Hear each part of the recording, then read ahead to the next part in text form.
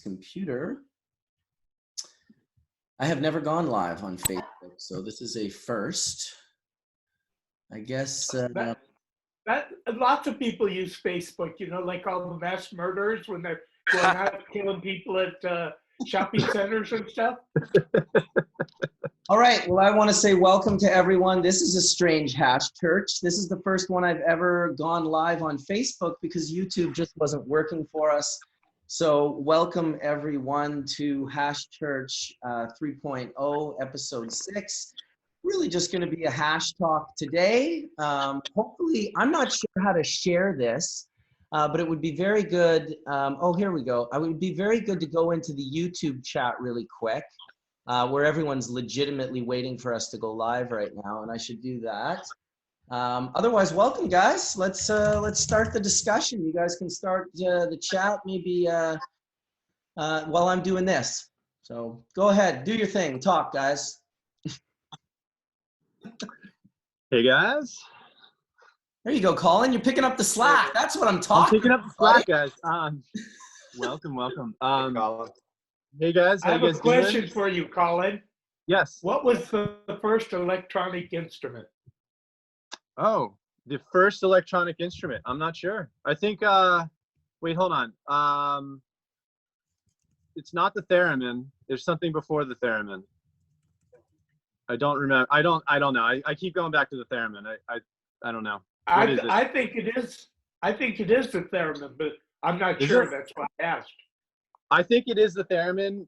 That's a creation. That's a collaboration actually between Bob Moog, American designer and engineer, and I believe a European friend of his. We should look this up. It's a very important point in creation of musical instruments. It really set the tone for the 20th and 21st century and where we're at. It happened shortly after a pretty intense mushroom journey. Most likely. Just guessing. Just like everything else. What's that, Josh? Frozen up. Just like everything else good in the world. Exactly. It is the theremin, actually. We were correct. I was not surprised. One of my favorite movies is The Day the Earth Stood Still. And I am completely wrong. It is not Bob Moog. It is Leon Theremin. There you go. Go figure. So very cool. The way to do it. That makes a lot of sense. Well, I'm gonna start. Question for you, Sam. What was your first variety that you grew that inspired you to make an outcross? To make a what? To make a what? To make an outcross or a new hybrid out of it. Oh, a new hybrid. Well, to be honest, the first decade I really grew land races. And the first one I planted was Mexican, but somebody stole it before it flowered. So I didn't get so far with it, but I tried. The first hybrid that I created was skunk number 1.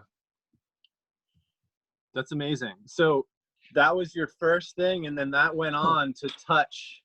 And I think this is important for the audience because I've been really, the last few years, I guess, I've been really diving into the genomic aspect and the genomic tagging, if you will, and better understanding what we have in our hands. That variety has touched pretty much every modern day cannabis variety that I've seen. There's very few that it hasn't. Well, not only that, but I added some DNA to it, so it actually says SK number 1 in the DNA. And anybody who has SK1 DNA, I actually own your variety. You should start sending me royalties. Back in the day, Sam, I remember you telling me that there was a terpene profile that was spiked on the GCL or the GLC that you would recognize varieties that had skunk in it. Is that accurate? You there? Well, no, but here's what it was. When I made hybrids with skunk number 1 and say a Thai or a Afghan or whatever, and then I did the GC analysis, terpene analysis, of the mother skunk, the mother Afghan, the mother Thai, and simple F1 hybrids between them, I could recognize it just by the GC printout, that which ones were related to the skunk or the Thai or the Afghan, just by the terpene content. When I first discovered this 25, 30 years ago, I was blown away that it was that easy to recognize cannabis by just its terpene profile. Incredible. Well, I certainly remember my first trip to Amsterdam in 1995, and wow, was skunk #1 in every coffee shop. It was unbelievable. Everyone had their version of it. Yeah, what an incredible variety. I know a lot of the stuff I made as a younger self, I mean, having it sequenced by Kevin McKernan really shed a lot of light into actually how much of your varieties, Sam, have infiltrated all of the work that I've actually done unbeknownst to myself. Like I thought I wasn't even working with it, and it was all in there. So, well, in the beginning, mine was the most consistent, stable, multi-hybrid, and it was easy to grow. It was easy to use, and when you cross it with something else, it usually made it better. So everybody was using it for everything. And what year was that? What year was that created? Well, I released it in, I think, 76 or 77. But I had worked on it for a year or two before that. And how much did that have an effect on modern day hash making? You know, that cultivar and how it got into so many cultivars. It's easy to make hash from it with dry sifting, which is what I did. So on that level, but its hybrids don't always make hash easy. So yeah, because I remember my two easiest ones to make hash with was skunk #1 and the variety from DNA. Sleestack. What was it? Sleestack, absolutely correct. But the hybrid between them, the hash didn't see like it does with Sleestack and skunk #1. Dude, I tried. It was incredible. That Sleestack crossed with skunk #1. I was there for all of that, and that was good times. That shit rained resin, and it cleaned really, really nice. Yeah, no, the Sleestack was as easy as skunk to make really, really clean hash with dry sifting. And it was truly amazing. I say we start a petition and get DNA to bring back the Sleestack. Where's the Sleestack at?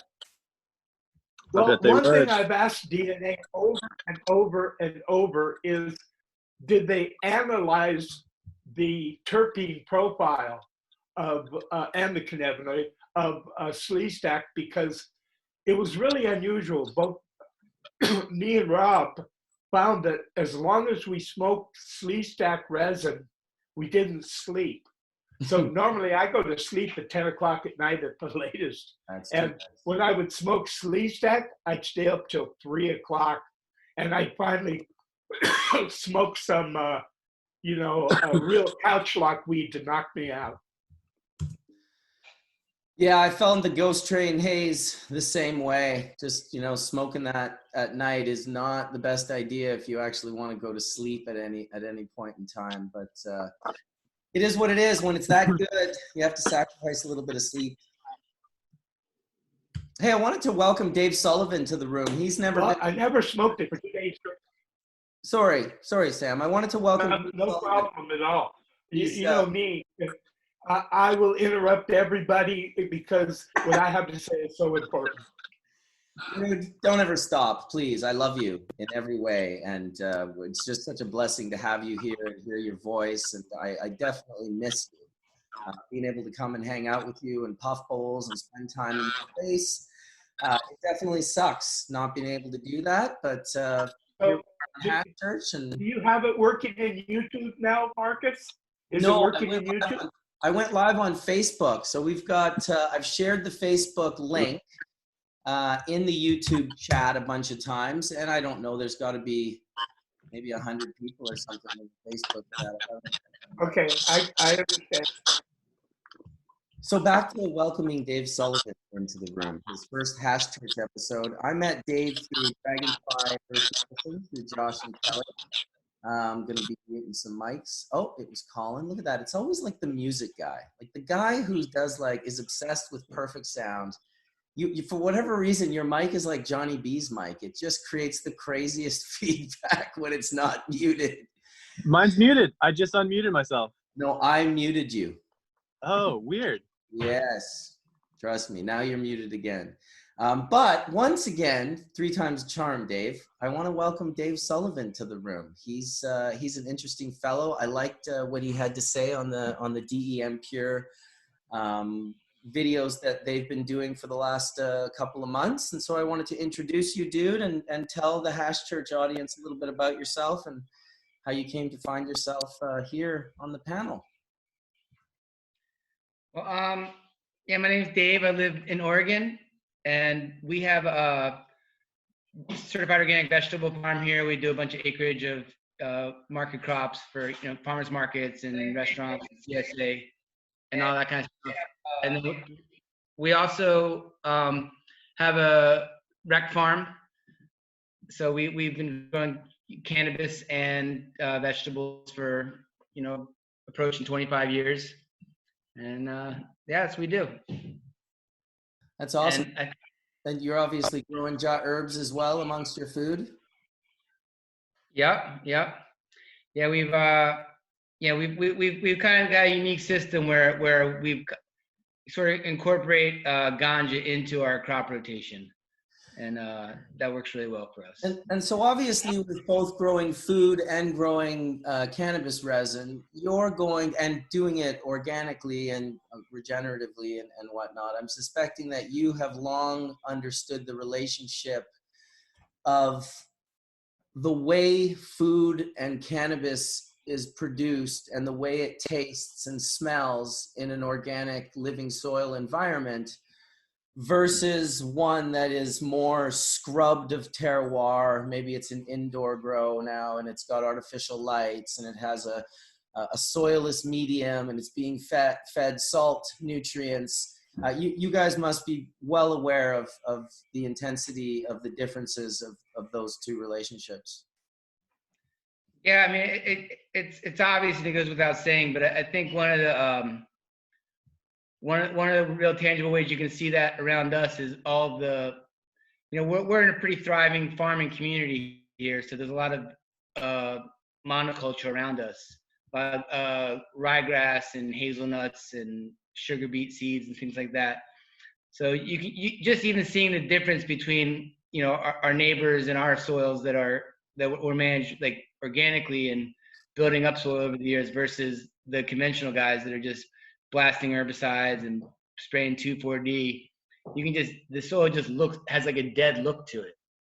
And I'm not, I'm definitely not in the making hash isn't in my wheelhouse, and I'm clearly not an expert like you guys, but I do know that we have collaborations with some of the who I think are the best hash makers in the state of Oregon, and they. It's not even questionable to them that living soil sun-grown herb is they get the best terps off the hash and the so. I would say you are making hash by growing it, because if we as hash makers have nothing to wash, hash makers sometimes take a lot of credit, but we shouldn't. We do a job, but the job that you do is there's a lot more time that passes, and there's a lot more variables that you're exposed to than a hash maker. There's no doubt about that. What are some of the loudest strains that you have right now, Dave, going on in your greenhouse? Because I saw that you're getting towards your one of your first steps and everything. Well, the joke these days is if it's not named after a dessert or a fruit, then no one's really growing it. But in all seriousness, We have a really good sour tangy cut from, I think, Crockett bred it, and that's super loud. And then we have a lot of my friend Crispy down in California. He's got a sour diesel headband that everything he crosses into it is just, it's a thoroughbred. And I think one of the ones that we're hearing is really good for hash is it's called This Is the Shit, or Tits, which is kind of a terrible name. And Oregon doesn't like the name, so we renamed it Grandpa's Finest after the breed who bred it.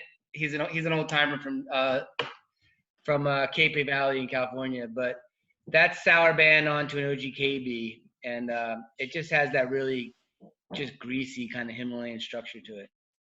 Yeah, those are probably some of our main. What other? Have you grown sour tangy in Northern California and in the Willamette Valley, or what are some differences that you've seen from, say, Humboldt to the Willamette Valley? Well, for us, we didn't get the sour tangy cut until after we weren't really growing down there anymore. I've given it some buddies down there, but in the Willamette, in Southern Humboldt, in particular, I'm sure there's obviously good micro pockets and regions all over the world, but that being the famous Emerald Triangle, not even all of Humboldt County. Obviously, killer herb comes out of all of Humboldt County, but that particular zone where the Kings Range, the Lost Coast, it's about 28 miles. That it was just too. The terrain was just too steep and drastic to actually. It's the only, as you guys probably all know, it's the only part of the California coast where the 101 doesn't go through. There's about, I think, 28 so miles of. And it's literally just like a 4,000-foot cliff to the ocean, the King's Peak. So once you start getting east of the 101, get into eastern Humboldt, and you grow really big weed. Like it gets like sequoia weed, like where it just gets gigantic, but it's really hot. And once you're obviously in the fog line on the coast, you kind of deal with all the muck coming off the ocean. But the reason that particular microclimate is so sweet is because you literally have this 4,000-foot cliff blocking all the muck off the ocean, but you still have that coastal pattern. So, I mean, you almost, once you have like a decent green thumb that's few years behind your back, you almost have to try to not grow good weed there to not be able to pull it off good. And Oregon, where we are here, is, Southern Oregon, a lot of good herb comes out of there, but the Willamette Valley, where we at, it's a little wet here. So what we have kind of developed our style around is if you like kickstarting it. So we're pulling plastic late July, early August, so that late September, after the equinox, you can finish under the natural light without having to manipulate the schedule anymore.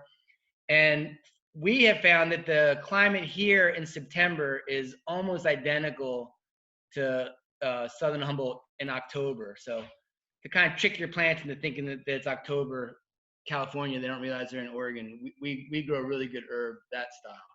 And with some Canadians in the house, actually, we kind of learned that style. I'd say back in the mid-90s, we had some buddies up in Qualicum, is that the name of the zone up near Vancouver Island? Yeah, not Vancouver Island. It's kind of it's near Whistler. It's there's like a bunch of lakes up there.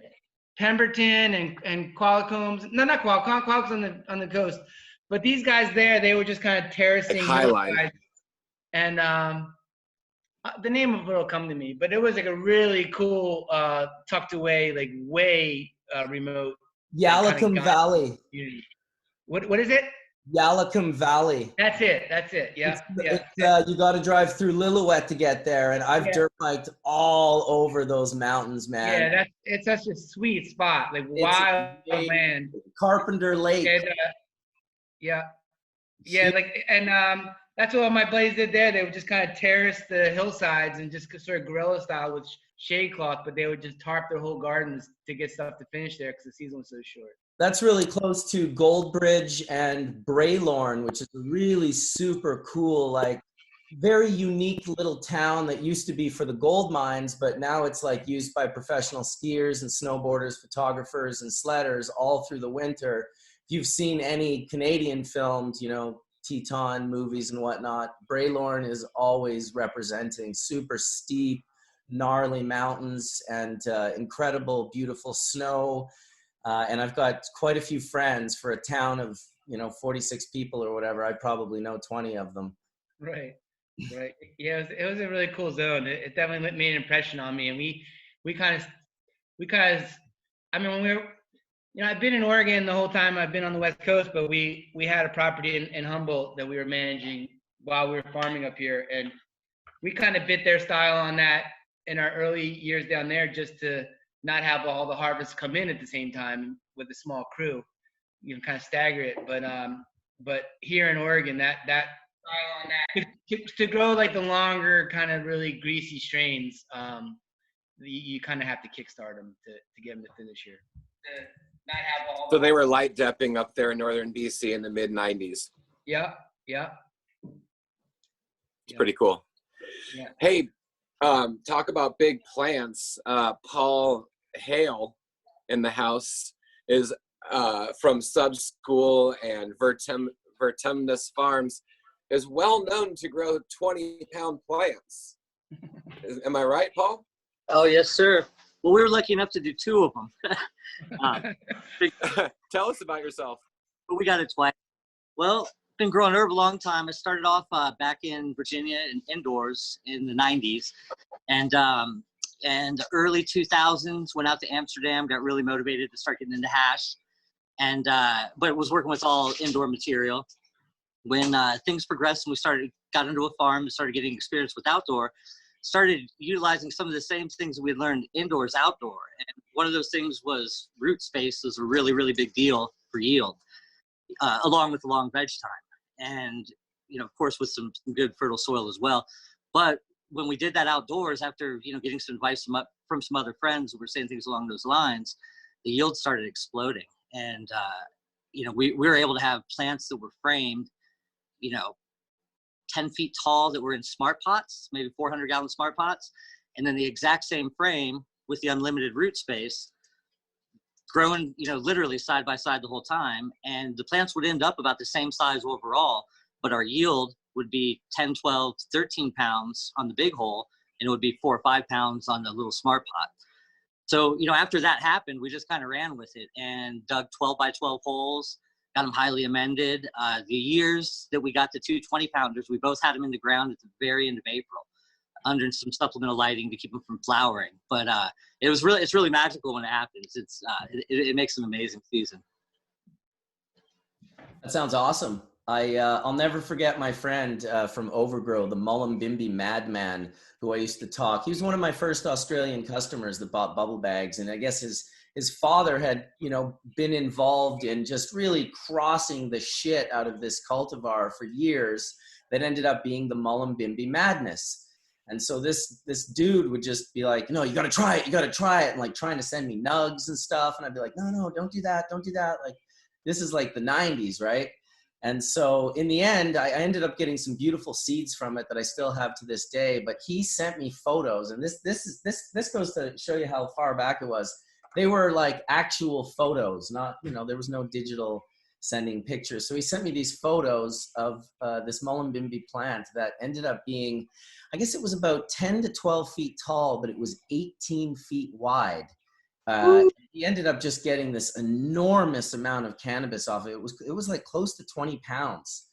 And just beautiful, exotic sativa, the Mullumbimby Madness. I mean, I'm sure Skunkman Sam probably knows more than I do about the strain, but it was slapped with everything. It was just kind of like the way the Hayes brothers did it, Sam, you know, where it was like just taking different things that came in and throwing it in. You know, it was the first time I ever saw the largest plant on Overgrow, Marcus, is that guy posted those for the first time, and it just literally lit our small community on fire. We just all kind of, I'd never seen 20. No. It was. Yeah, we've gotten really close both seasons. We had the big ones.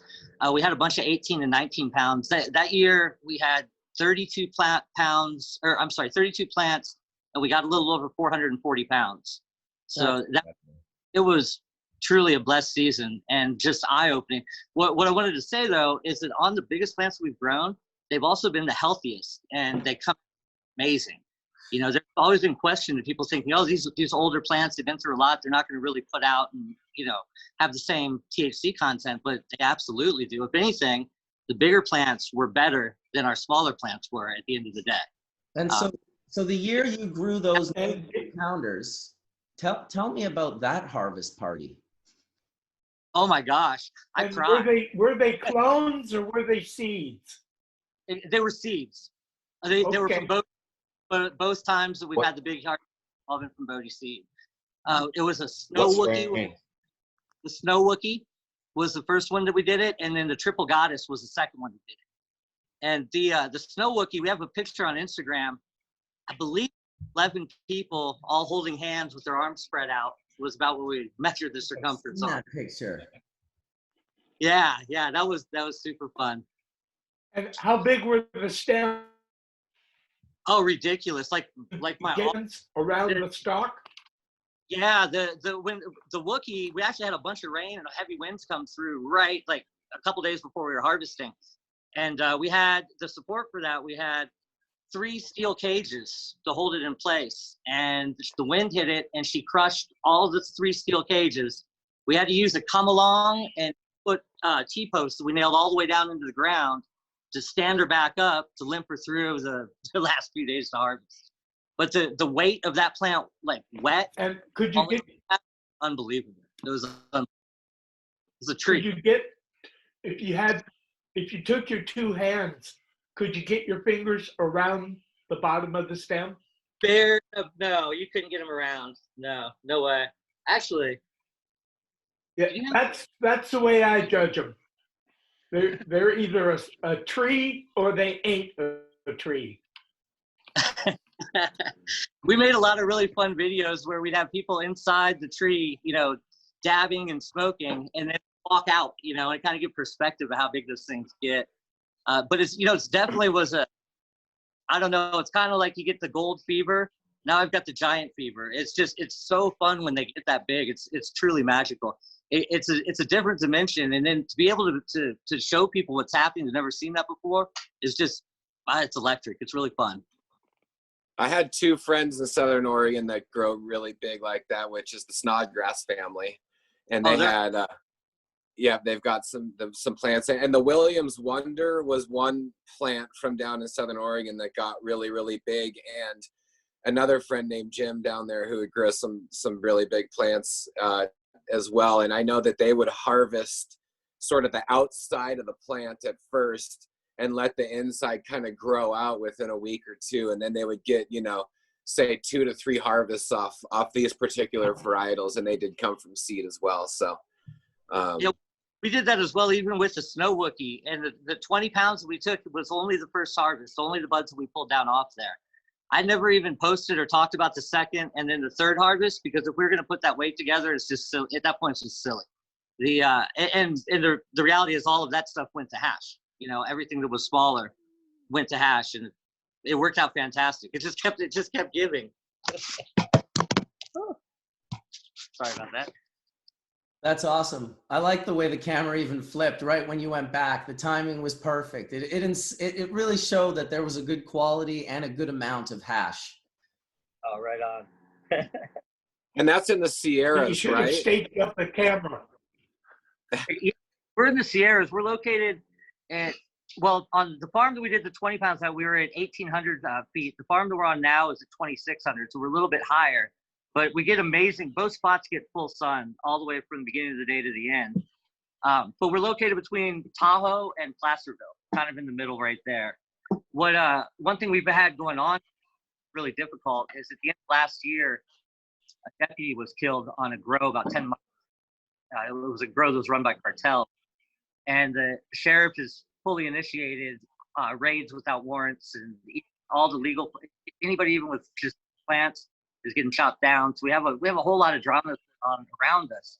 But what it's made us do is it's made us kind of regroup the plan for our farm and what we're going to get into for the next season, the following season here. And what that's going to entail is a big project. We have 4 rows, 12 feet wide, that we're growing right now. And each plant gets about 12 by 12 space. What we're going to do is we're going to fill the center walkway between the 2 rows to make a 30-foot wide row. Then we're going to put 6 plants in greenhouses in those rows and try to get them into the ground around February, March at the latest, and see what this plant's really capable of doing. We're going to cover it, and then the greenhouse is going to become part of the structure that's going to hold it in place. But it's a perfect opportunity to kind of back down on our plant numbers, but it also gives a chance to really see how big we can grow them. So I'm really fired up for it. We're getting planning right now, and yeah, it's going to be fun to see. I've never grown anything more than about 25 feet tall. More than 25 feet? Yeah, about 25 feet tall. Was Wow. The biggest, tallest. Wow, that's huge. I think that the Wookie was our tallest, and I want to say she was about 17 feet. The triple goddess was really unbelievable because I didn't take many pictures of her, but she was only 6 or 7 feet tall. But she was so big around, and the key with that one was these big long branches, and the triple goddess, I think it was the OG that was in it, just made all these popcorn nugs from the middle of the stalk all the way out. So when I looked at that plant, I mean, I wasn't even really that excited about it. I looked at it and was figuring, maybe 15 pounds, 16 pounds. It's beautiful, but it's just not that big. When it hit the scale, though, again, it's just shocking. It's, holy cow. Very little flower. And that one we harvested all the way to the bone. We didn't leave anything for the second and third harvest on. Anything more than 10 or 12 pounds is a fucking tree. Yeah, it is a tree. That's awesome. I'm sure, what a beautiful thing to just be able to tour one day where you're just like, oh, let's go visit it's the giant redwoods. It's like, oh, look, honey, it's the giant cannabis plants. We should probably pull in for a little tour with the kids. You know what was fun? I remember saying to my wife, well, which one are we going to smoke in today, hon? It's kind of like getting in a tree house.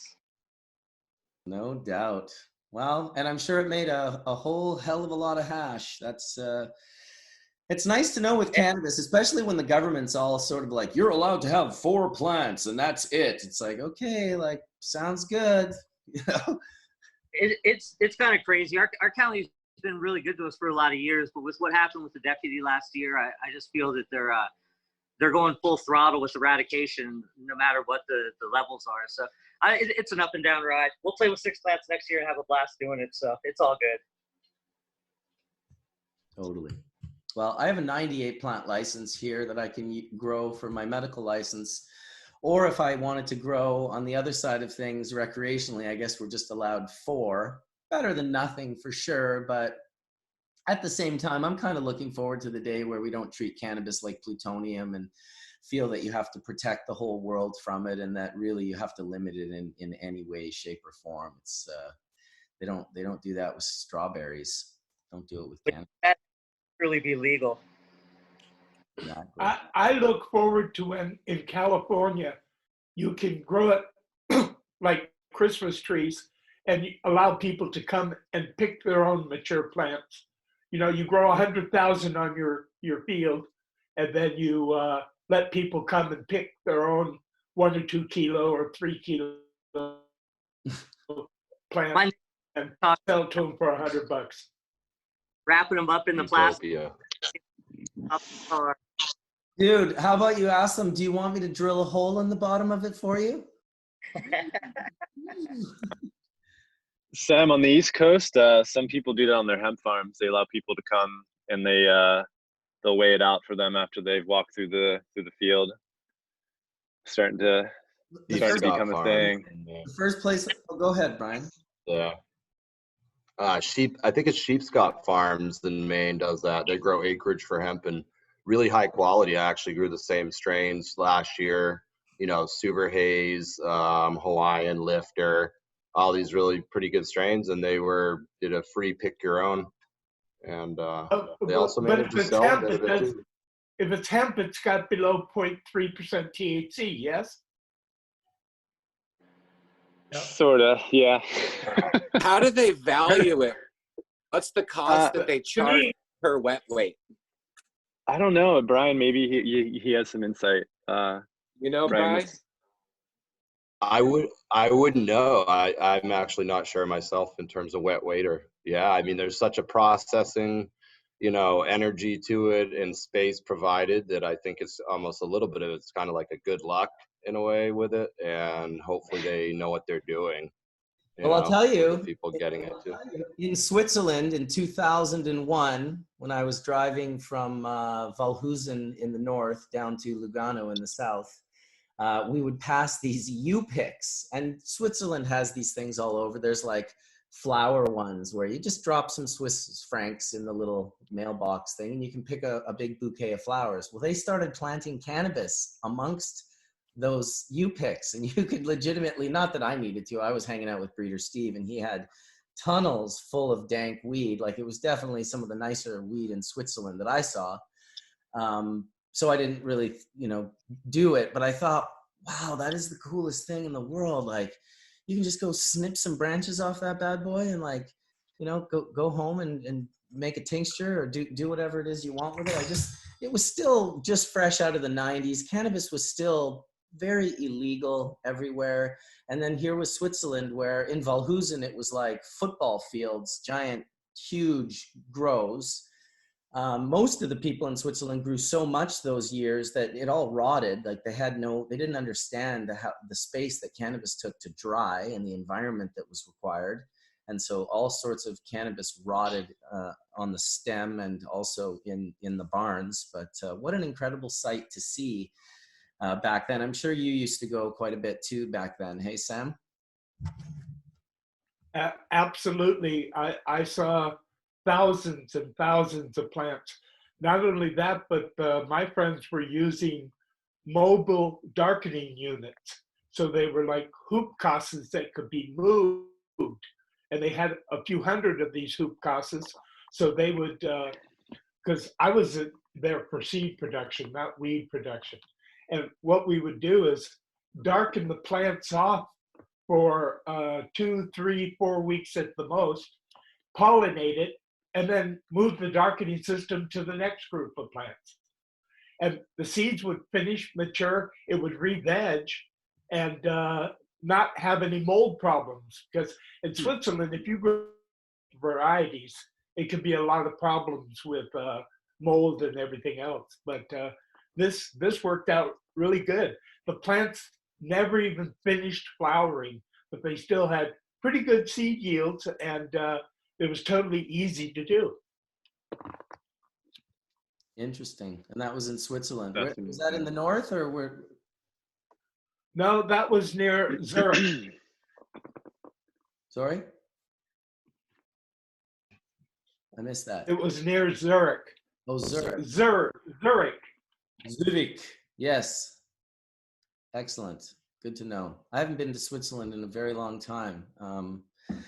I used to really quite enjoy going there. It's very beautiful. It's very much similar, at least in parts, to British Columbia with the big mountains and forests and, epicness that's there. Hey, welcome, Logan in the house. Is that Logan in the house? Yo, respect everybody. Welcome, dude. Early morning in Hawaii. I didn't realize how much earlier Hawaii was than BC. It's like it's just like us for the East Coast. Exactly, man. Yep. Yeah, that's right. Yeah, the alarm clock didn't go off, but yeah, I'm here, man, giving thanks for the invite. Nice. Well, happy to have you, man. So yeah, I met Logan on one of the Dragonfly Earth Medicine shows, and really just loved his transparency and his truth and his commitment to his mission, and I just resonated with him, pun intended. Logan, are you drinking mate? This morning I recently quit the coffee thing. The Kona coffee is big over here, so I recently did that for health reasons. But I'm today in spirit of Dragonfly Earth Medicine, I made some cacao. Nice. Okay. Because it looks like a mate cup. Yeah. My brother actually gifted me these because we do the mate quite often. Nice. Have you guys ever taken mate and ran it through your bubble bags? No, does it have a glandular resin gland? It does indeed. Wow, interesting. Yeah.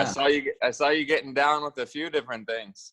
Yeah, back in the day, you know, I just was like, I was kind of like, well, there must be something to this. And then I went on, I would, you know, I didn't understand the language a lot. I didn't know a lot of the terms. And so it was difficult to do research on something that you didn't really know the terms for. But eventually I found an article from a university on glandular trichomes of mint. And then I bought some mint and I went home and I made some mint hash. Ran it in my bubble bags, made this little gummy mint hash, you know, dried it out.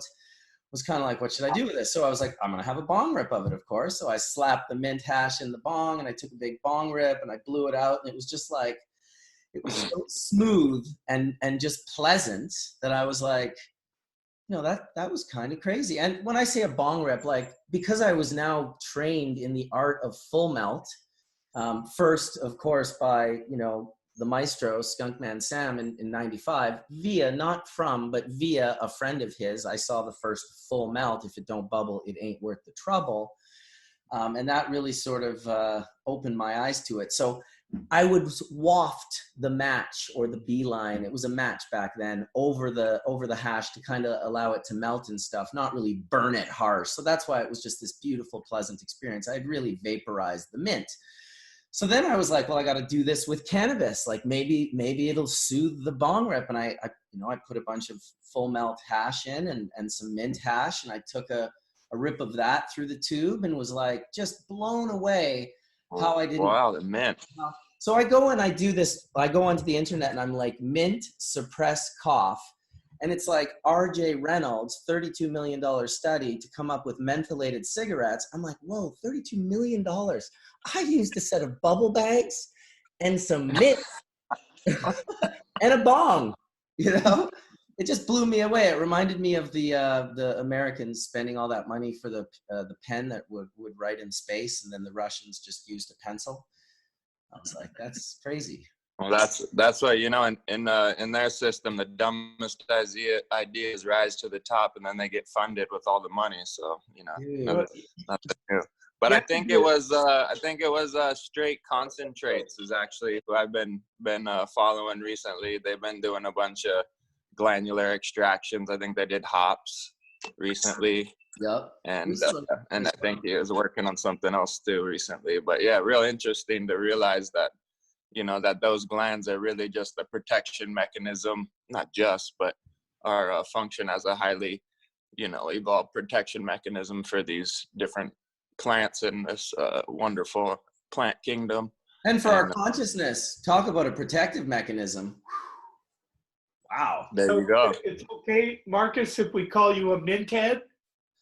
You know what? I didn't get hard into the mint. I got to admit, Sam, that was the last batch. No, I'm just joking because in LA back in the 70s, mint heads, they would put PCP on mint and smoke it. And everybody called them mint heads. Bro, then you can definitely call me a mint head. That's like my regular morning ritual. I got it in a salt and pepper shaker, but it's called the PCP shaker. Instead of wake and bake, you wake and fry. Oh my God. That puts a new meaning to the name Thin Mint. Listen, I'll be honest. I am not a fan of dissociative drugs like PCP and like belladonna and like, you know, just I don't like drugs. Ketamine is the same. Listen, any drug that you have forgotten that you've taken a drug while you're super lit and frying hard, I'm not interested in. Yeah, salvia, it's the same stuff. Ooh, yeah, salvia was, I've seen too many bad experiences in Lugano with that salvia stuff. It always would start. Yeah, well, Breeder Steve used to think it was funny as hell. I know, trust me, it was part of what made it even worse. Yep, I told him if he ever dosed that to me, it'd be the last thing he fucking did. Well, I'll never forget when he did it to Jorge Cervantes, because I was sitting there with him and it was just us. And he said to Jorge, hey, do you want to get higher than you've ever been with a bong? And passed him like the lighter in the bong. And Jorge was like, sure. Jorge doesn't even smoke a lot. But he hit this bowl like nobody's business, finished it right off, and then literally proceeded, like I've never seen anything like it. Like you could see the moment where he was like realized he was in this full-blown terror trip, and he just like grabbed the side of his face and screamed this terrible scream inside the warehouse at Steve's place in Lugano. And it was not a good vibe. I remember it actually upset Annie Rankin quite a bit. She got really upset with it. Don't do that to people. Horrible. I like to follow Tim Leary's 2 commandments of never giving people a psychedelic without their knowledge, and never trying to keep people from taking psychedelics. Those are just the 2 psychedelic commandments that I can get behind personally. I think all police officers should probably do a healthy dose of LSD. I think we should take their guns away first. Hey, on that subject, what's it all like with the Canadian police compared to American police? Because we got all these police that just love to beat people up and kill people. How about you guys? Canadian police just got called to a what's it called now? It's like a checkup, but really what it is it's abuse of power, and it's usually a jilted spouse is like, oh, she has a history of mental illness. Can you go check up on her? So they rolled up on this Native woman and killed her in her home. This happened like 2 weeks ago, maybe. Nova Scotia. So Canadian police carry guns? Tasers and guns, Yes. absolutely. We don't have the level of it. Obviously, we don't have the amount of people that are down in the US, but that shit happened 2 weeks ago. No one can deny it, like checking up on her and end up killing her. 2 people got killed out in, I think it was New Brunswick, or maybe it was Nova Scotia, but I think it was New Brunswick. And another man Indigenous man got killed out there. And then other people saw the chief that got attacked. That was in March. It's terrible. I would say the biggest issue with police up here that's super alarming, and even not with police, but it's the missing and murdered Indigenous women. It's a massive problem up here in Canada. And there's highways up here that are not associated with the police, that are associated with truckers and different people on the road, that there's a lot of killing of Indigenous women. And so that's alarming. British Columbian cops don't have to have cameras on their body either. So I think that's another push here in British Columbia, is to have cops, have that accountability of having body cams. And I mean, Vancouver's a well-known, like, there's some really, really bad spots in Vancouver, as beautiful as it is. And it is a spectacular city to visit and everything, but there's some heavy duty homeless spots and hardcore spots in Vancouver. I mean, Canada's known as a wonderful country, and generally a lot of the people are super, super awesome, but there is a definite undertone of racism. I mean, I think in Vancouver is the largest Sikh population outside of India. And it's not funny, but Vancouver is known as Hongcouver. Maybe it's funny, but anyway, there's a lot of people. A lot in Toronto also. Anyway, so that's some of the stuff happening up here. Yeah, and then there's the biker element too, and they really hush up the police on a lot of stuff the bikers do. Yeah, I was just curious. It seems like some intelligent people could really figure this stuff out really quickly, and for some reason they choose not to. And not to harp on that subject for too long, and keep it positive around here. Well, the police in America are protected by the police unions. What you need to do is declare the police unions domestic terrorist groups and get the fuck rid of them. Yeah, they need to demilitarize the police for certain, because that was the start of the end right there. Like, we don't need these guys like in fully armored vehicles with grenades and machine guns and, huge bulletproof everything. Like, dude, police is just like, you need to you're there to help people, not not murder them. De-escalation and human rights, like health, like humanistic intervention, people would be nice to go around with the cops. I mean, there's a lot of mental illness out there. And I mean, I don't even know how you legitimately create a police force that's perfect. So I understand the difficulty in that, but I think the dialogue is important. Yeah. Dialogue is important. And it's, for me, I haven't been involved in the dialogue too much. I've really been just watching and reading and listening. And it's funny because I've been called out by a few people like, hey, you're not backing us up. And I'm like, oh yeah, I'm going to do something. And so what I've planned to do, and I've contacted my partner, Claude from Jamaica. And I thought, is there a way to this is mainly about Black Lives Matter and sort of, the discussion that's going on right now with the police murdering Black men in this accelerated way and this whole white privilege. And I thought, well, geez, like, how can I use my platform to involve that conversation? So I called my buddy Claude and I said, hey, would like Richie Spice and some other artists be interested? And maybe we could get Knife, this amazing Rastafarian PhD that I've had on Hash Church before. He's just brilliant. And he sits on both sides of the fence from the Rastafarian sort of deep knowledge, elder knowledge, but also from the schooled and educated side of things. Maybe get John Nine, who's a female artist from Jamaica, and sort of offer them the platform to speak about white privilege, to speak about Rastafari and Livity and the music and cannabis and ganja and all of these things. And so he was kind of excited when I offered that to him. So that's a show I'm going to try and get going on Hash Church here in the very near future while this conversation is fresh. And so that's something that we can do to use the platform to give more exposure to a very important conversation. Nice, man. Just on Friday, we held an event. We have a record shop and a smoke shop in town, and it's a roots and culture shop, a Rasta shop here in Kona town.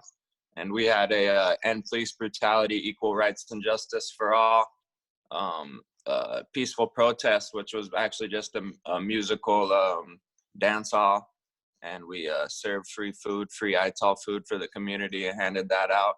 And people were just loving life, man, because of all this Corona BS and everything. Everyone came out, and you could just see the people and the awakening that's happening around the world because of these serious, serious issues coming to the forefront of people's minds. And everyone have to kind of reevaluate what their position on the earth is and really what's going on, and what is life and what is health and, all these kind of questions that are coming to the forefront. It's very true. There's no denying it, just even with, whatever COVID-19 is, the one thing that I've seen that's come out of it that I was really quite excited about was the interest that people had to produce their own food and the interest that they had to plant a garden and to start having a discussion about how do you plant a garden? Where do you get seeds? What do you plant your garden in? What kind of soil do you use? How often do you water it? And all of a sudden these, they weren't talking about what was on Seinfeld last week. They were talking about those conversations. And although I have a lot of friends that are involved in those conversations already, I started hearing people who have never been involved in those conversations starting to say these things and having these conversations with their kids because their kids aren't at school anymore. They're at home nonstop. And it's like, hey, what can we do? It's like, well, you can only watch so much Seinfeld. Let's plant a garden. Let's plant some seeds. Let's grow some food. Let's check out the relationship that we have with the earth that produces the substances that we need to energize our bodies to continue on in this thing called life. It was a pretty nice little revelation that I had. And then Dragonfly Earth Medicine starting these shows right at the time also showed me that they were seeing it as well, that they were tuning into that as well, that the choir is always there to preach to, but that there was this new group that was willing to listen now. And what timing for their educational soil health series. Props to that, Josh and Kelly. Yeah, thanks. I appreciate that. That's the true revolution. Keep going, Colin. Sorry, yeah, I was just gonna kind of work off of what you were touching on, Marcus. Is what we're in an awakening right now, and that awakening is pouring over into social injustice. It's highlighting and put a microscope on the things that should have had a microscope on them a long time ago. And we, you know, we have to bring everyone's voice together to fight for the justice that needs to happen, and we can be better for it, and we can all be more aware of ourselves, the surroundings that we put ourselves in, and ultimately the future that we hold in, you know, in front of us. And that's the most important thing. And I think, you know, I'm doing my best as a privileged person in all of this to listen, to learn, to try to understand all of the different facets of all of this, and to support and be a support system in any way I can. But it's, you know, and that's Marcus, doing that show would be great, you know, and putting some sponsors together, you know, that people can donate to for a good cause would be really helpful. And, you know, if anyone's out there listening now, I think it's important to pick a great organization to support, and to, you know, make sure that whatever you're giving to that organization is going to the cause that you're mostly profoundly, you know, getting behind. So. You all have a lot more faith in humanity than I do. Well, we've been around less than you, dude. You've seen way more harsh shit than us. Ganja Very farmers true, Sam. hold the ganja farmers I hold also the remember during the magic. recent demonstrations in Berkeley when they looted a bunch of dispensaries. That was a bummer. Yeah, I feel like that's a lot of organized crime taking advantage of the broken system. And unfortunately, there's a lot of good outfits that did get hit. I know Magnolia got hit. I know that Berkeley Patients Groups got hit. Got hit 3 times. Wow. Yeah, I heard Harborside was just they just wiped everything out. So I feel for all of those businesses, and it is a shame. It's not okay. You know, that's a tough one when you see things like that going on. I think it's the ones we need to reach the most. really hard. The ones we need to reach the most are the organized criminals. They're the ones whose minds have to be turned around. You got to remember that the Brotherhood of Eternal Love were a bunch of biker criminals before they turned on. Yeah, it's interesting perspective. Well, Weren't they also surfers? I have a quick question for everyone. What is everyone puffing on? Because I'm puffing on this concentrated X DNA genetics strawberry banana bubble hash. Ooh, baby. I'm puffing on this variety that I had made, actually, Sam, called I called it Square Wave, and it's a Hindu Kush times Skunk 1 times Thai. So it's a dumper. It makes the most 90U out of any variety that I've ran to date. Is that a rosin? Numbers that I've been collecting. Yeah, this is pressed, but this is pressed from Matt. Oh shit, he's pulling out the jars. Dude, some nice things on the screen right now. Yeah. Also have a solventless cart of Rosetta Stone that I made. That I'm testing right now, which is really quite delicious. Rosetta Stone has a more of a Jack Herrera kind of vibe to it. Little lemon. Oh shit. Strawberry Angela. Damn. This is some Strawberry Angela low temp flower rosin. What temp? That's Strawberry Beautiful. Angela, straight hybrid, low temp. We're starting to get more requests for people that want to press hemp and make cash out of it. There's someone out on the East Coast that's like, oh yeah, we need a bunch of hemp. I was like, oh yeah, give my friend Dave a call. But yeah, I know have you guys been hearing about that, or what's up? Yeah, I've been pressing some hemp. I think there's a big push for people trying to get solventless products on the market from hemp. I think, you know, it's a real viscous material. I don't know if anybody's been pressing any of it or watched any hemp before, but it's mainly like a 45-25 kind of grit to it. Real small heads. I heard friends don't let friends press hemp. That's what I heard. Well, that's number one. And number two is if you press hemp that's 0.3% THC, the resin or the rosin will be way, way illegal. That's true. Yeah. It's real viscous too because of the lack of cannabinoids. It's really interesting. So most of the people up in Canada have to grow good hemp under a regular, like, recreational license, because if you get a hemp license in Canada, you're basically locked into their varietals, which are not representative of high CBD cannabinoids. So, you know, you have to kind of have a regular recreational license in order to even bring, you know, be able to bring in varietals into your scene. But then again, you have to do it when you start your license, because you can't bring it in afterwards. It's kind of messed up. Well, that's true. interesting. You can bring varieties in afterwards. I ship seeds to I shipped a kilo a week ago with a Canadian import license and with all the legal certificates required, and there's no restrictions.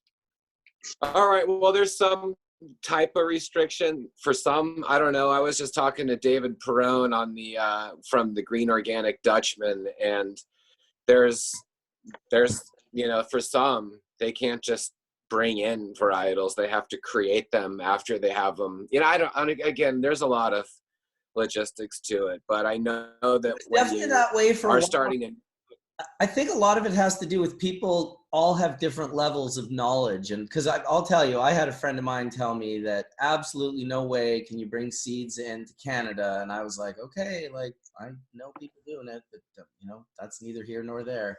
Legally. I've supplied 20 of the LPs in Canada.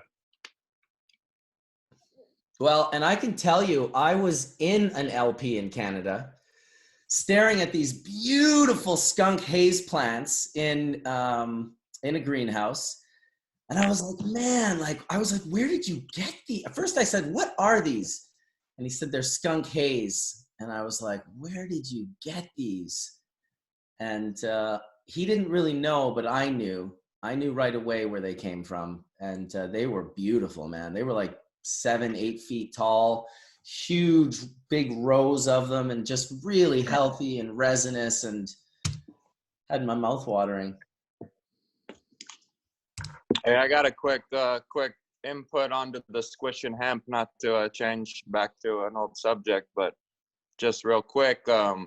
You know, I was always a little skeptical of the CBD push when it first came out. I own a smoke shop, and you know, we sold a little bit of CBD, and my friend's Matt Rise, who's one of the first pushers of CBD. And, you know, I took the pills and I smoked some of the early flowers and some of the early hash, and, you know, it was cool and everything. But really, when I got a nice an ounce of some really high grade hemp flowers from Oregon that my buddy grew, all, you know, Korean natural farming style, and I took it home and I actually squished it on my rosin press.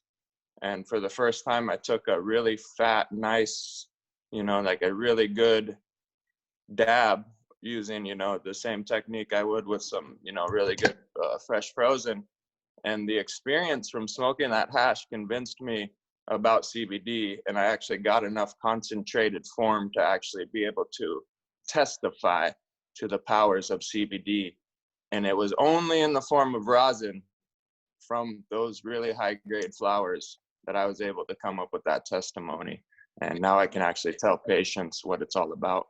If you're making rosin out of a high CBD variety, then the THC level is going to be a couple of %. True. It's True. not Yeah. THC, which is what makes it good. Yeah. Right. True. Well, Yeah, Sam, I would go one step further and say that with no CBD, it's even better. Maybe it's time to change your name from hemp guy to THC guy. I concur, Sam. I think that most varieties I've seen from test results on a wide variety of different cultivars, they're really anywhere from like 4 and up in terms of percentages. Very rarely is it actually at the legal limit, in which they're asking everyone to be at. So it's It's we have a long almost way to go. impossible. It's almost impossible to produce high CBD varieties that fall within the legal limit, because Yeah. the CBD synthases produces THC at a ratio of about 20-1, which means that if you've got 20% THC, 20% CBD, your CBD level is going to be like, more than 1% Right. THC. Exactly. Yeah, and that's before you squash it. Right. Exactly. And that's the beauty of it all right now, is that there is very much a gray area. And I think, if we keep working these lines, I think eventually, as the Farm Bill caught up in the States, I think, hopefully I think the laws will catch up and everything will be worked out to reflect the plant's, ability to produce those cannabinoids and those major and minor cannabinoids. Does anybody know how transparent these testing companies are, and actually how accurate these testings are and all that? Because I know just a lot can be manipulated with statistics and testing, and maybe even pay off a company or these kind of things. Has anyone really looked into that, or are we just kind of trusting science at that point? I have my own lab for the last 30 years. Like your own lab, as in you do the actual testing yourself? HPLC, gas chromatography. We had our own lab set up a decade before Steve Hill first went into the Bay Area. That's amazing, Sam. So what I'm seeing, just from my own experience, is that it depends what instrumentation the lab has and the investment they've put into that said instrumentation. So let's say one lab A will have gas chromatography, HPLC, and the lab B will have liquid chromatography. And while they're both maybe right for those said labs, they're both going to give different end results. And we trust those end results to then go to market with. So that's the difficult aspect of where the debacle, I guess, of labs right now is that there's no standardization for anything. So we're really left with trusting their processes once we give them our material. So that's where I see the biggest. There are published methodologies which you can follow, and you will get the same results with the same machinery, with the same materials. Yeah. So okay, I hear what you're saying. So, but what I'm illustrating is the fact that no two labs are the same. Where, in my experience, where most of them have their own set of SOPs and instrumentation, and one might not have instrumentation that the other might have. So that's the biggest differentiation when I send a test result out. Like Botanic, I don't want to name it, but there's certain companies give me higher test results, and I see it from just the way that they test stuff. So I think there is a disconnect in terms of that. There's a hemp farm. There's a hemp farm out here. A hemp farm out here in Hawaii. Just real quick, a hemp farm out here in Hawaii that I know personally, and he sent in 3 samples of the same exact plant and labeled them differently just to test the test lab. Yeah. And he got 3 different results. So, how different were they? Couple points or like significant? Not super significant, no. But enough to where maybe, hey, I can't sell that batch, you know what I mean? Like that kind of, that would matter, Right, you mean in terms of the pesticide screening or the heavy metal screening? Or more like the percentage, like all of a sudden you have too much THC and now you can't sell that batch legally or something. Right. Yeah, exactly. That's I see it from lab to lab. And there's definitely, I don't know, Sam, if you've seen this, but I've been told there's a 30% variance based on the testing methods that are used. And that's a huge variance. Identical machinery, identical protocol, you get identical results. I'm telling you, I when I set our lab up, we had a lot of trouble getting standards. We finally did obtain proper standards. We tested them, and we knew they were correct. they were claimed to be 98% THC, when in truth it was 86% THC. And I also sent a sample to Dr. Brenneisen in Switzerland and Dr. El Sole in Mississippi. They confirmed my results. We had identical results to them because the three of us were doing it correctly. Yeah, it seems We need like you to open the labs. there's serious scientific labs, and then there's these business labs that open up that, maybe they're given higher numbers, maybe they're, not as good at their jobs, maybe they're not able to follow the standards and the SOPs as well. But there's definitely, if you want to see how accurate labs are, really the only way would be to develop your own system where you knew each and every time, like Sam was getting accurate results that were like verified by 2 outside labs, the El Sole lab in Mississippi and the one in Switzerland. Those are like big named labs. And then you send that same material out to 2 or 3. They were the 2 top labs at the time. That's what I'm saying. So what about the lab and to labs? It's expensive, but if I want to know the accuracy, like I'll definitely send it to more than 1 lab and, see what kind of variations I get. I wanted to send our weed to Prague and get the 100 cannabinoid bioassay. That's kind of the big goal, get beyond 12 cannabinoids. If there's books and everything written on all these cannabinoids, then why are we fooling around with 12 cannabinoids? Like, is it 2020 yet? I'm just wondering. And yeah, hey, I Brian, agree. I was wondering.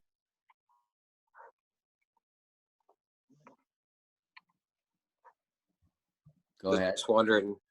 Just wondering about Brian. You were doing a bunch of work on your farm, and how's the Best Friend Farms development going? How's Maine feeling? What's the weather like? And you've been talking to Ancient Green and everyone out there, and I'm just wondering how's the vibe out there? Yeah, we're having great weather here. Sorry about that. Just got a little distracted, but yeah, it's been beautiful, beautiful days. We're today even pushing, I think, the 80s here on the farm, and I've back and forth with Ancient Green. Gonna go see them next week actually, and finally get over to their farm. And I've just been going crazy on the vegetable tip and ornamentals even, and seeing a lot of volunteers come up on the land this year. So yeah, just really connecting to the plants as well. The same tip I think that most people are feeling, and kind of digging deep into thoughts and exploration just through planting of local terroir, and even I guess the ground we walk on, the air we breathe, the water that falls here, and trying to be healed by the medicine and fed by the food that comes from that. So working at everything every way we can, trying to bring in birds with bird houses, and introduce worms, hopefully have some fish soon. And yeah, and love you guys. Thanks for everything, for all the knowledge, Dragonfly. It's been definitely a lot of learning through you guys in a short time already. That's awesome. It's been super fun watching you develop the farm and everything, and see it rage, and dogs and everything going on out there and stuff. It looks pretty sweet. Yeah, all the way in, everything, mind, body, soul, all the way spirit even included here. And my lady's been helping me with all the gardening. Her thumbs are like fluorescent green, John Deere green. And nice. It's just been so we've been kind of having a nice fun thing. Sorry? Oh, excuse me, I'm sorry. What is the cannabinoid? The cannabinoid you're looking for, Dragonfly Farms. What cannabinoid are you looking for?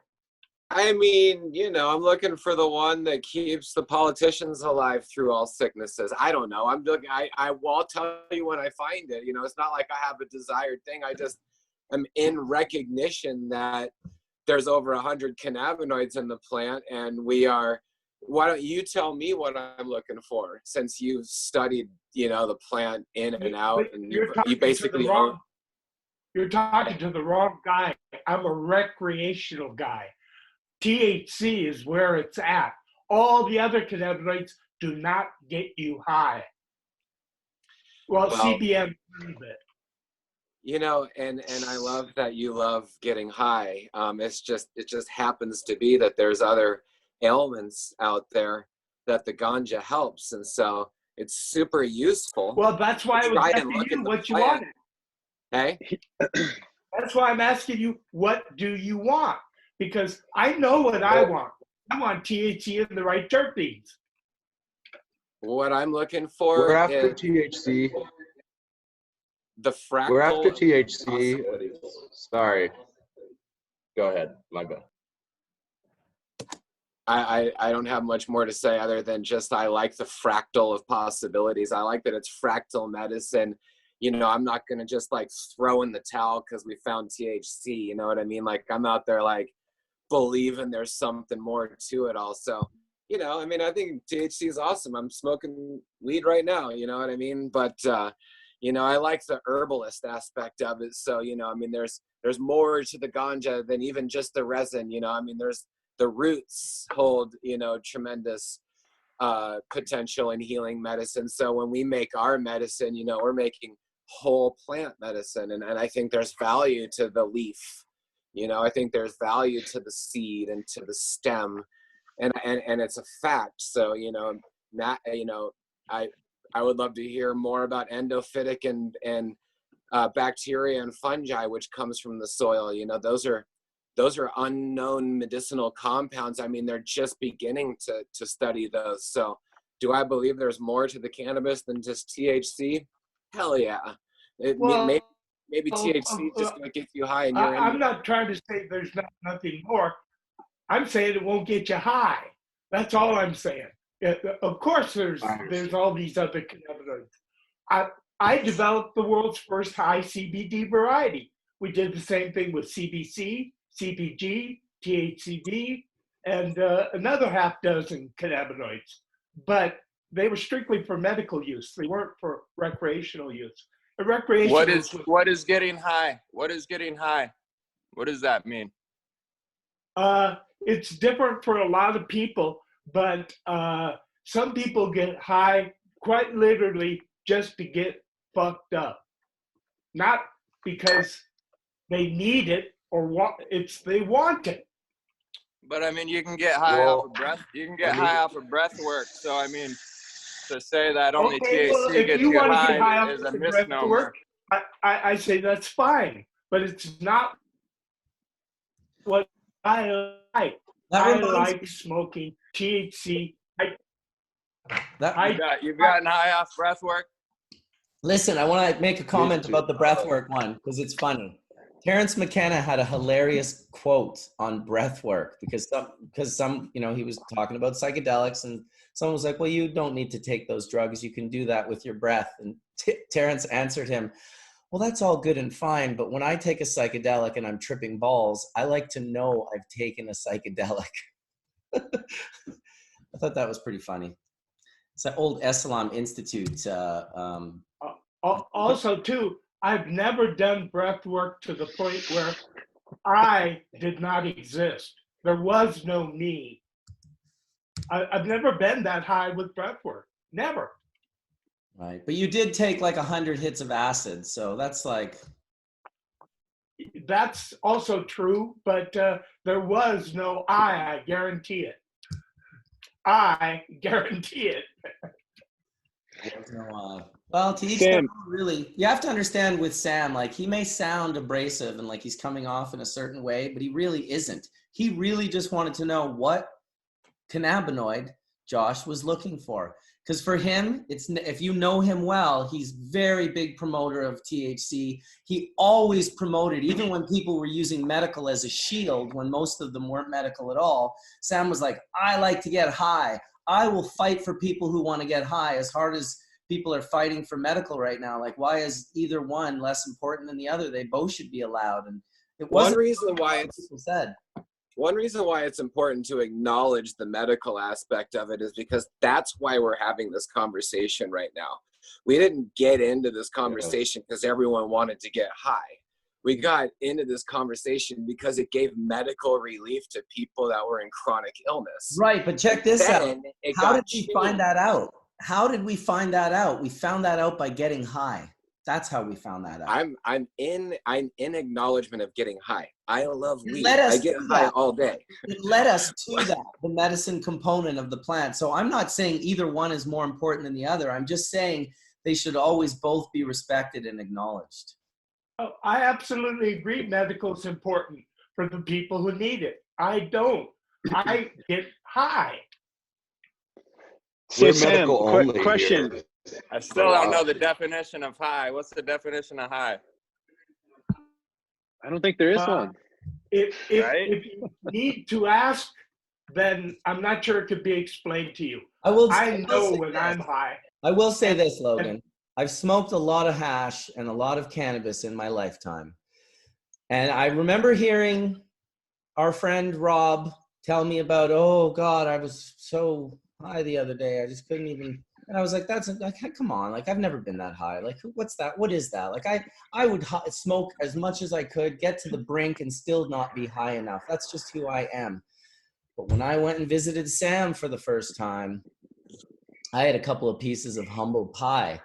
Now, he didn't completely destroy me. I didn't pass out or shit myself like I thought for sure I was going to, because I was just so high. And if you want to know what high is, it's like lit, like whew, like a rocket ship flying through space. It was unbelievable. This man put a little bit of hash in the bowl and I smoked it, and it turned into water and glistened and bubbled and melted.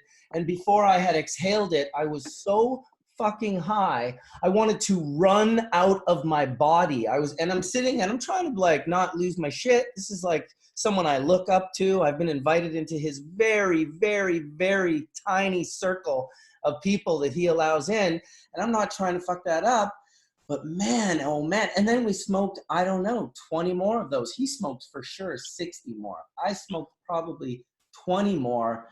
And when I left, like my two sides of my body were like unplugged. I was walking like a weird, Monty Python walker guy. Remember when we were at Legends in Amsterdam here, and Wally Duck came and tried our really high quality dry sip? And he passed out cold and fell backwards. Yeah. Oh yeah. He then, after we picked him up and brought him over to the table, passed out and set his hair on fire from a candle on the table. That was no joke. So, and those Legends of Hash parties, that there's a perfect example. What is getting high? Legends of Hash, if you don't know about it, it was a party that Sam and I started 15, 16, 17 years ago. I don't even know. And it was during the High Times Cannabis Cup. And of course, Sam had been there since the beginning. And I showed up around 95, like 6 years later, and I would go every year. And we would kind of realize like, oh, this is kind of this commercial swaggy event, but it's all we've got. But there's these amazing people here, and everyone's just promoting themselves and flyers and this bullshit and that bullshit. And we were all kind of sucked into it. And so we thought, what if we started a little party that we hand chose 50 people based on their hash, not based on who they are, based on their hash. And that's what the party was about. And you couldn't bring cameras, and you couldn't be on your phone. You couldn't promote yourself in any way and give away business cards and talk business. It was like, let's just spend a night where we eat a beautiful meal, we drink some amazing juices and eat some beautiful fruit, and we smoke an insane amount of hash. And Sid would bring his beautiful Afghani pipes, some of which were 100+ years old. And we would smoke these hubbly bubblies with Sam's insane, like 60 to 70% pure dry sift, the shit that set me off on a rocket ship. He's pouring a gram in the sometimes I'd put 10 grams in it. That's what I'm saying. It was ridiculous. Like, I'd never seen anything like it. And it was really, truly a night of people. I would tell people who would be like, oh, I'm trying to get a ticket to Legends. And I'd be like, you know what? Like, if you don't want to smoke until you're uncomfortably high, like, you don't want to come to Legends, because that's really what that party was designed for and to do. And that would be my explanation of what is getting high. What is getting high? Getting high is going to a Legends of Hash dinner. Anyone that's ever been can attest. You will be high and you won't have to question what it was. I would say the Dragonfly Earth Medicine parties are pretty good too. I believe when we it. get together. Marcus, Hey, I remember ahead. meeting That's what I've you heard. in I guess what was it, 2010 at the High Times Canada's Cup, Marcus, and I remember leaving one night, like him hanging out with you and your buds, and I walked around the circle. I think Damn square. like so many times that I ran back into your friends when they were leaving, like 3 hours later. They're like, "What are you doing?" I'm like, "I don't know. I don't know. I'm walking, man." Yeah, I definitely am a big proponent of medical. It is what finally took away prohibition. Getting high was never going to take away prohibition, but medical definitely was and particularly, sick children. That was like the last leg of prohibition. Even the biggest douchebag prohibitionists couldn't really stand behind like taking medication away from like little Charlotte Fiji or whatever, like how are you gonna do that? And that cracked the door that was never to be closed. I mean, that was the impossible happening, and here we are today, still not where we want to be, but getting closer and closer. Oh yeah, look at that. That's an Afghani hubbly bubbly right there. He's puffing tough. Let me tell you, those Afghani dudes puff tough. That is not, if you think smoking chillums in India or Nepal is like heavy duty smoking, and don't get me wrong, it is. These are more intense than that. It's like putting the chillum into a water pipe that has, a gallon of water in it. So it pulls quite a trouble. Anyway. So on speaking of Afghani, it made me think of something. Marcus, do you guys, is that a Texada Time Warp gone for yesteryear up there? Or is the Time Warp still around? Oh no, it's still around, man. It's still on Texada Island with some of the more old schooler dudes. There's all sorts of crosses of it out there, but the original Texada Time Warp, which is just a super stretchy, crazy, tie cross, that thing definitely exists. It's around, and it's not as hard to find as you'd think. If you've got knowledge, you just go to Texada Island. It won't be long before you meet someone and you say words and they hear those words, and then you'll be at like some old school dude. We can help you. Yeah, exactly. Just be like at Rainbow's house or whatever and be like, dude, I met Rainbow. Like I was in his greenhouse where he gave me a cut. He gave me a cut in a golden pot. Like, look at this. That's good to know. That was one of my favorite strains back in the day. I thought it was an Afghani because I had a friend from Southern Humboldt, and she had a pile of old Afghani seeds, and once in a while you get some of the plants were really similar to what I remember Time Warp being like. But what year did you smoke it? I'd say all through the 90s, like maybe mid 90s to around 2000, and then it just seemed like it. Obviously, early 90s, I think I was growing up on Vancouver Island, and we were growing mostly Time Warp, and that was just a rockin' strain. That's awesome. Where on Vancouver Island were you? I was in Souk. Ooh. Yeah, it was like probably the worst place in North America to learn how to grow outdoor weed. It's like right off the muck coming off the ocean. Oh yeah. In the first year, we had really into the summer beginner's luck, and then I think the second year, I remember from October 1st until on, I don't think I saw the color blue in the sky till the following spring, and it was rough. But that was a pretty resistant strain. I'd love to grow it down here because I know it would do well here in Oregon. Well, you got Josh offering right there. Nice. That's good to know. We can hook you up. We'll see if we can get back into the U.S. and back into Canada again, because that's the current issue at the moment. Yeah, I guess the border's still closed, huh? Yeah, I mean, we could go to the U.S., no problem, but we can't come back into Canada without contact tracing and a 2-week quarantine. And I just don't want to, I don't want to do any of that. Yeah. It just doesn't sound right, and I don't need that kind of scrutiny and all that. I just stay out in the woods, out here far away, growing all these insane varietals and everything. I mean, our greenhouse, the plants are about 6 or 7 nodes high right now. I don't know, about 2 to 3 feet, all from seed. And we have the fattest stalks on all the plants right now, and some of the most like crazy leaves. Haven't used any teas yet this year. And we're just going on the incredible soil building we've been doing over the last few years. And the health is just amazing right now. And it's just, we're starting to get some incredible branching coming off the plants right now. So I'd say in a couple weeks, we're probably going to start our first light depth, but it's cold here right now. It's still in the mid 60s, or 70s. Like we're in this like super cold front right now. We had gnarly hail yesterday. It's cold here too, and rainy. I feel like it's my fault. I went and got my boat out of storage. That's how you make it rain in your neighborhood, for those of you that don't know. Right. Get the boat out. Yeah, go put that shit back away. Hey, Colin, on another show, I remember you talking about growing clones in an indoor setting, and then seeing by the nutrient inputs or by the soil that you were getting more waxes on your hash or less waxes, and you were noticing that the trichomes were different. And I was wondering what were some of the things maybe that you found that changed that, and what were your goals in the end? Yeah, so that's a great question. It's like 3. We'll unpack that one. So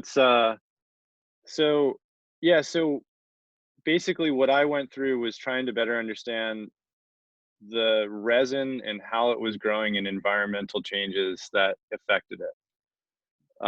So essentially I started looking at basically the vapor density in the room, the AVD. So that informed a lot of my decisions on like keeping the humidity a little bit higher during veg, and then understanding that if you dried things out, the wax membranes on the leaves would dry out, and that would leave the plant vulnerable to disease and to fungi and to all these different topical things that could happen, botrytis that forms in the flower itself, which then can actually, now we know it can actually become systemic. And that's actually been confirmed, which is interesting for all you home growers out there. If you do get botrytis on your beloved plants, just be careful and know that is going to most likely be with it. There's qPCR tests that you can get out there that are fairly cheap. You can test all your plants and get really accurate results very quickly for all of you guys out there that are trying to better understand your environment and the clones that you might have. So that's the other thing is understanding how healthy your plants are. Actually, that was another thing that I started to get into. So it's really about understanding the environment. So I went from very humid 70s, 80s, and then dropping that humidity and understanding where to drop the humidity for certain varietals or certain cultivars, if you will. And what I saw is that during the more humid environments all the way through flower, I had much better resin that was more tacky and a lot stronger. And under the loop, it was a lot more uniform. And under drier conditions, I had a lot more stacked trichomes. You could see it was all kind of like jumbling up, and when you touched it, they'd all kind of hit each other. So that was the biggest thing that I learned through doing those trials. And then medium itself affected all of that as well, where I felt like soil honestly was a lot more conducive to a higher resin count itself. It felt, and this is all based off of photography and anecdotal for all of you people out there. I don't want to sound pretend like there's a university study behind this, but what I found was growing in cocoa produced a lot larger biomass, but it didn't follow suit with my resin. And where soil produced a lot of biomass, not as much maybe as my my cocoa medium did, but it produced a lot more desirable resin on the actual flower itself that I could then actually harvest. So, that was really what, I learned from doing that. And I personally think that it depends on your application in which you're growing in. And I understand the hurdles in which you're growing in 50,000 square feet versus 400 square feet and everything in between that. And then also, is your environment, are you having to create an artificial environment? And then how does that affect your medium choice? So I'm a big fan of going directly in the ground. I think there's a lot of value to that. The connection to the soil is a big deal, and amendments and understanding how to play within the natural ecosystem is as you're an expert in that. Something that is really what the plant desires, I think, at the end of the day. And it's a lot easier to grow at scale, in my opinion, when those environmental factors are working in your favor and you're not having to tune them.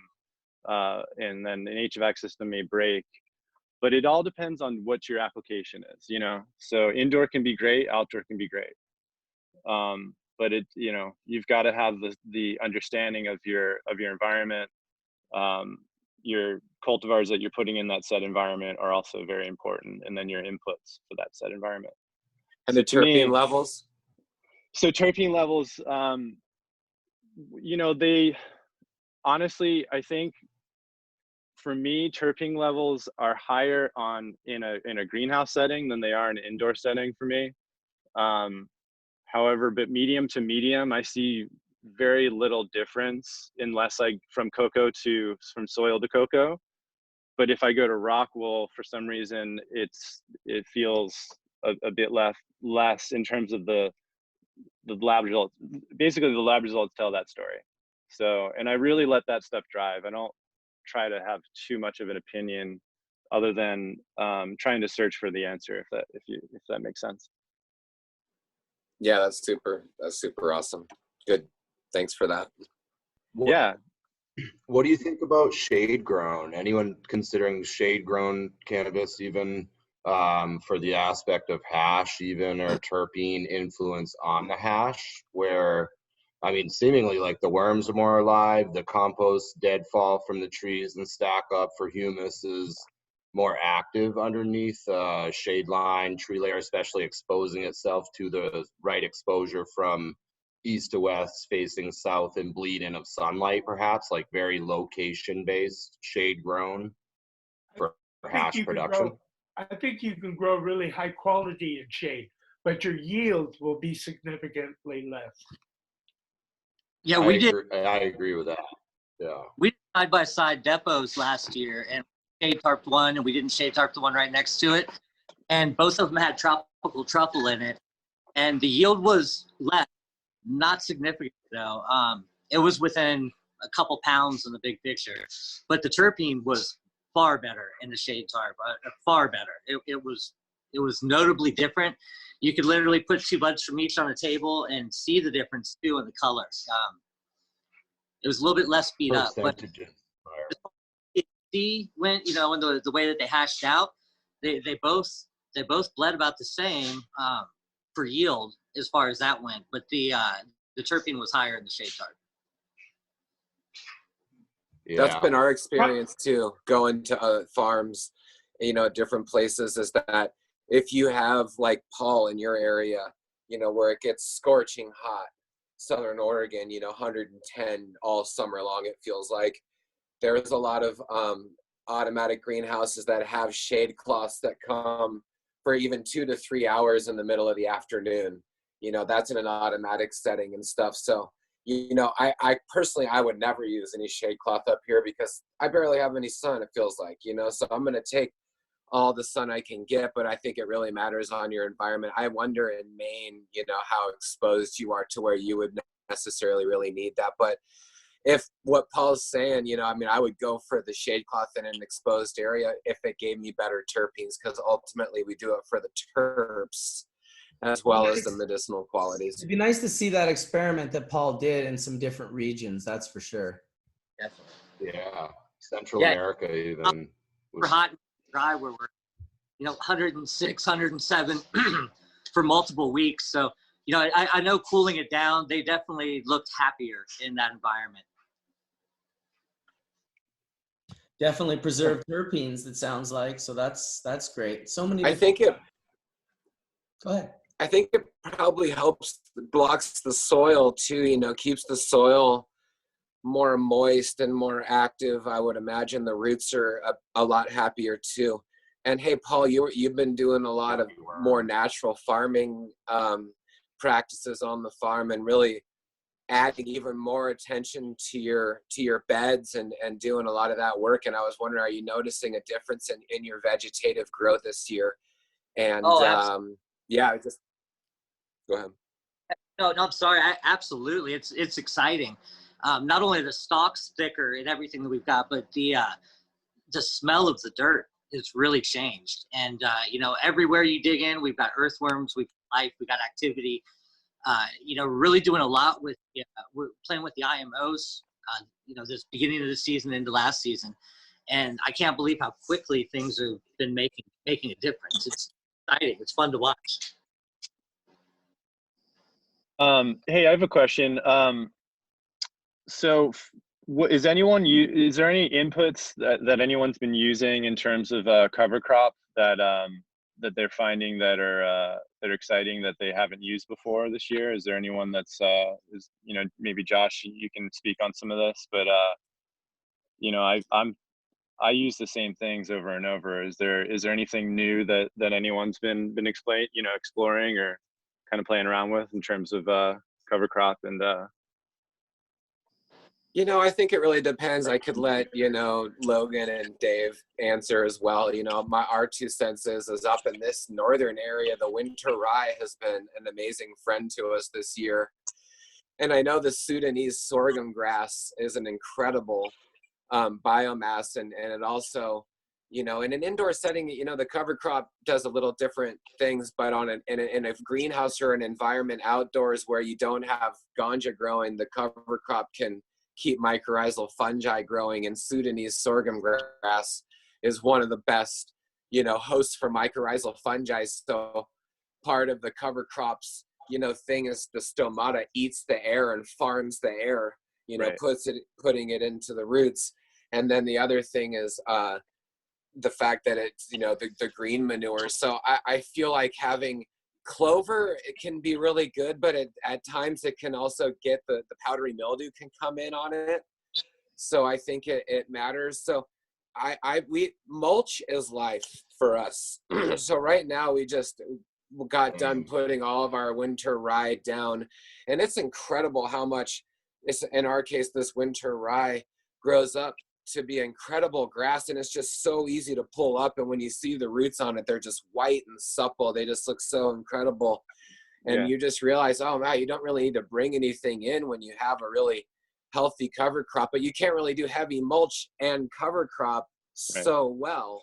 Sometimes you just fold the cover crop over and it re-veges. Sure. So right now I just feel like more than anything, it's covered the dirt, and the mulch is the magic. It's the mulch love, and really diversity. Buckwheat is an amazing thing. It's very supple and really nice to roll over.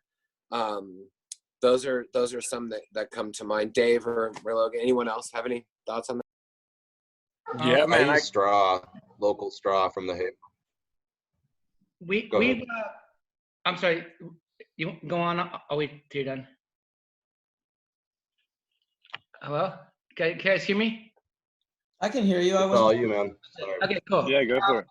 We've been, for our field crops, like for vegetables, we're a big fan of like a rye and a few legumes. We usually do like a field pea and a vetch and a fava.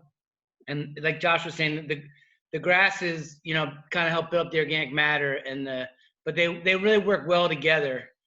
And then, we kind of try to knock them in the ground about, a good 5 weeks before we want to plant, so they have plenty of time to break down and decompose. Or, anything that we're gonna plant later in the season, we like them to go the distance, and we just try to knock them down before the seed becomes viable, so you're not creating more weed problems. But in ganja in particular, we've been a really big fan of a New Zealand clover.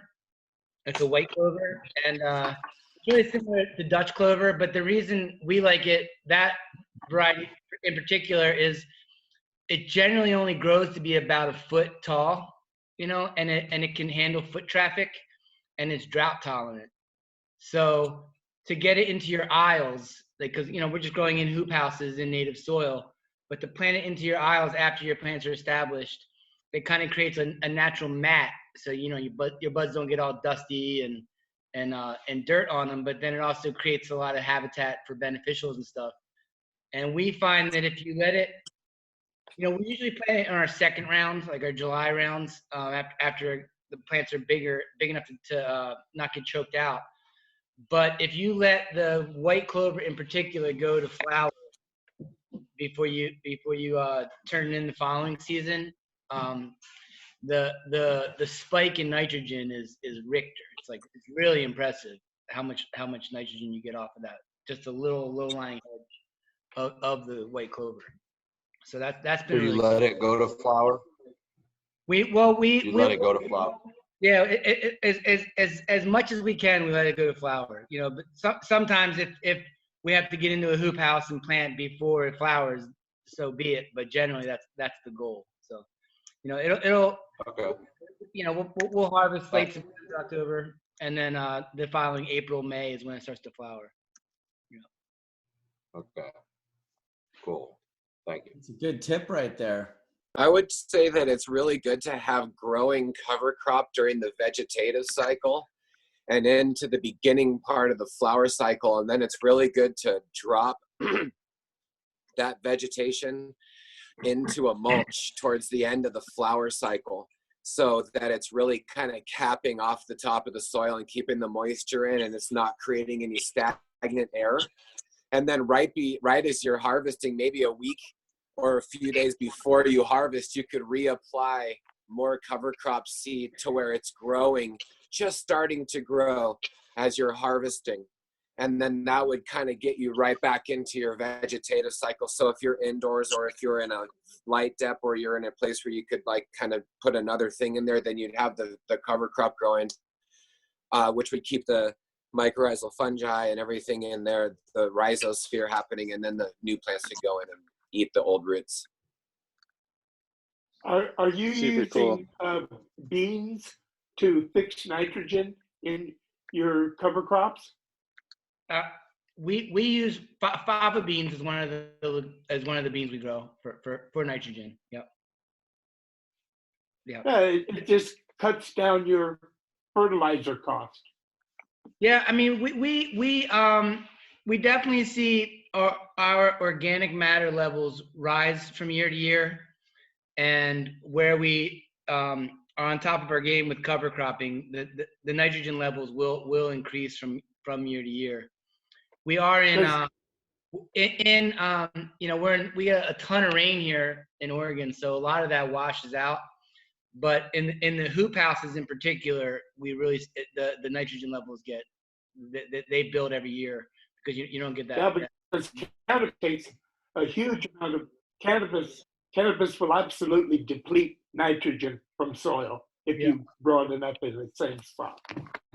I mean, nitrogen is the easiest thing in the world to create. I mean, anything that's green, just melt it in water and throw it over it's just insane how much. So for me, nitrogen is simple. It's to create the carbon and to create the organic matter, which holds the fungi, which holds all the nutrients. That's where the work is. That's where the attention, for me, that's where the attention goes to. And then using the aisles for us is the frontier. Everything that we walk on is just fat organic matter, and over mulch the system, and if you have big beds, on the edge of the beds and on the sides of the beds, just a large amount of mulch for decomposing. And we're seeing a good 8 to 12 inches of new soil that we're folding onto our beds each year right now. And those aisles are just all of our new soil for our beds each year. And I recognize indoors that's different and everything. However, if you make your beds right, on the edge of the beds where it comes up, you can get a lot of mulch in there, or even you could dig out holes in your indoor beds and pack those holes with food scraps and different kinds of straw. For mulch isn't necessarily the best because it doesn't have a lot of nutrients in it. So straws is fine, because it's carbon. But with mulch, you're really kind of looking for nutrients. That's where, like, if you're mulching with comfrey and nettles and grasses and tree leaves and all that, then you have this crazy diversity with all the trace minerals in it, and that's where the real magic comes from. Logan? I'll jump in and share something about Hawaii real quick, because we're in like a continuous farm loop with the cannabis in particular, where it's year-round farming, so we don't really get a season off or anything like that. So your soil's always eating and always decomposing. And like what off of Josh was just saying, a lot of more green material is what I've been going for. And just real quickly, I drew this diagram real quick just to show like a living soil bed with your cannabis planted in it. And what I've been doing is planting my edges with comfrey, lemongrass, and taro. And so what I'll do is that the comfrey grows so fast, I'll just come through it when it starts to flower, and you let some of it flower for the bees and everything, but chop and drop that onto the beds just constantly year round. And then the lemongrass I'm adding on there year round, and it's just always growing. And I got on-site green waste to add to my beds all the time. And then on top of that, I'm using lots of just diverse cover crops. Obviously your nitrogen fixers that are in there, which would be my imported seed, but I'm trying to wean off of the imported seed a lot, and I'm going more with seeds that are more prolific in my area, which one of them is like this edible amaranth, the callaloo from Jamaica. And that one just keeps growing prolifically, and I can just keep chopping and dropping it and reseeding it. To add to that, one thing I do like to use is daikon. If you can keep daikon in your beds, and for some reason it grows great with cannabis. They're like really, there's something going on with the exudates or something. But these daikon, I'll come back through and pull them out after they've been in there. Maybe I'll harvest my cannabis and I'll see some of them that survived, and you come back through and pull them out, and they're a couple feet long, of 12 to 24 inches long, and some of them are decomposing. And if you look through the middle of the daikon root, it's like a tunnel, like the outside's like a shell, and the middle's like this rotting tunnel of like just microbial life. And that's from the top of the soil, that's going straight in. So that's like an air tunnel and a microbial power, super highway. And it's just adding life deep down into that middle and sub layer of your living soil. So I really love daikon, and the same with the comfrey. If you pull up a comfrey root to replant it somewhere else, you see that rotting outside kind of decomposing root has this channel going deep into the soil of brown rot kind of decay, which you can just see as like this bacterial superhighway. And like Josh said, that nitrogen is just heavily abundant if you're using that. One more thing about the choice of covering your soil, wood chips. I notice in cannabis a lot of people kind of stray away from wood chips more than maybe they should, and I just started using a lot more wood chips recently with great results. And mixing actually like a hardwood with more of like a green wood. I live on a coffee farm, so we chip the coffee boughs, and in one day of leaving a pile of coffee chips, you'll see this white mycelium running through it within 24 to 48 hours. It's just, you can go back and open up the pile of this, because it's a soft green wood. And, so it's just this living mulch, and that mixed with the native ohia wood chips, which are more of a hardwood, have created this whole nother layer of life that I haven't seen on my living soil beds that are like 10 years old at this point, So some of those kind of tips and tricks, I would definitely employ the daikon. Some of these deep drilling root vegetables, maybe, or deep drilling things like your clovers and your comfrey, and having it nearby. Because what Rudolf Steiner said only a sick farm needs outside inputs. So is your farm sick? Is your farm sick, or is your farm healthy? And I'm not speaking for a farm that's just starting. Of course, you might need to bring something in from the outside. But if you're living on an established farm and you're planning on being there for a long time, only a sick farm needs outside inputs. That's not my quote. That's Rudolf Steiner. So remember that. Nice, well said. Good tips and tricks there for sure. That's good information. You want to be knowing these things from people who have actually done it. One thing I would say about the wood chips too, at least here in the Pacific Northwest, cyanescent mushrooms just love wood chips. They really, really love wood chips. So here in West Vancouver, close to where I live, they just wood chipped every boulevard and then put grass over top of the wood chip. But all of our boulevards are basically wood chips. So you see cyanescent mushrooms generally around October, November, just popping out all over the place. You can find them even driving in your car by looking for a much larger honey mushroom. That if you spot those out of the corner of your eye, you can pull over and, like, I've literally searched for cyanescent mushrooms in my vehicle.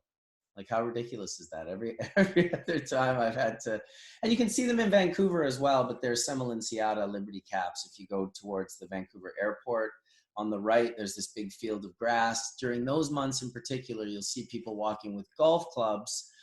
They're not golfing. They are picking psychedelic mushrooms, and good on them for doing that. So that's that was a big issue from Olympia up to through Seattle was like Evergreen State College was they mowed all the trees down and chipped all the trees and then put grass over it and then built the college. So everywhere around the college, when Paul Stamets was going to college there and everything, like cyanescents were just part of the campus. Yeah. And then they started using, like you said, wood chips all over Seattle in landscaping. And it was just basically like put wood chips out and they will come. So, and then sadly, they started using a lot of fungicides in the municipal wood chip areas to stop like the spread of the psychedelic fungi and everything. But it is really good for people to when they find a big fat patch, as they could grab a little bit of that mycelium and bring it back to their land along with fresh wood chips and then growing that on their land. It's good for the forest, and it's good to have that growing on your property, little wild patches. And it'd be sweet. Gently, we had a house that we were growing in years ago, and my partner called me up in a flurry, and he's like, "There's this dready guy, and he's picking something out of our front driveway." And I'm like, "What?" Like, we're paranoid at this time. You're not really allowed to be growing; it's pretty illegal. And we're just like, "Is this dready guy like an undercover agent or something?" No, that's the mentality you're thinking when it's super illegal and you can get in mad trouble. Turns out he's picking all the mushrooms that are growing on we have this like insane flush of mushrooms. Like Buddy took a giant bag of cyanescence out of there. And then we used it for years. And one year I went to go there to pick just a few mushrooms. And my ex-partner was there literally digging up the entire mycelia bed with a shovel to take it away. I was just like, dude, like, talk about a faux pas. Take a little, but don't take a lot. When it comes to the mycelia, when it comes to the mushroom, take a lot. Don't take a little. You shouldn't be able to see where you took it from afterwards. Let's just put it that way. You could take a handful and make it grow from there. If you can't make it work with a handful, you shouldn't be taking any. There's two vibrations in this world: fear and scarcity, and love and abundance. And people have a hard time. They get trapped in the fear and scarcity, and it definitely does make them do strange, insecure things that you would just think like, there's enough for everybody. Like, you don't forget the biggest mantra of mankind: greed. Greed is for real. I don't know. Maybe just a little humility. I like weed instead of greed. Yeah, I hear what he's saying though. You know, the human race definitely has a problem with greed. Probably because the whole system is based on fear and scarcity, and the whole design is just very inaccurate and insanely wasteful and definitely not sustainable. Probably why we're in some sort of, you know, I don't know, strange matrix-like complex that's just, you know, we're just in some strange. Don't they say that fish in the oceans have been reduced by 75%? That we've reduced fish by 75%? Man did. Well, the one that disturbed me the most was that, and it was a freaky one. It was like, it was about the mammalian mass on planet Earth. It was from David Attenborough, the guy that did the Earth series, you know, David. He said something, it was to the tune of, it was like 77% of all bird life on Earth are chickens, in like commercialized chickens. 77% of the birds in the whole world. And then it was even a more disturbing word for the mammalian mass. It was like cows and pigs, and they made up like 96% of mammalian mass, along with humans. And then like zebras and giraffes and lions and shit, that was like 4% of what was Don't forget rats. That's probably a few percent.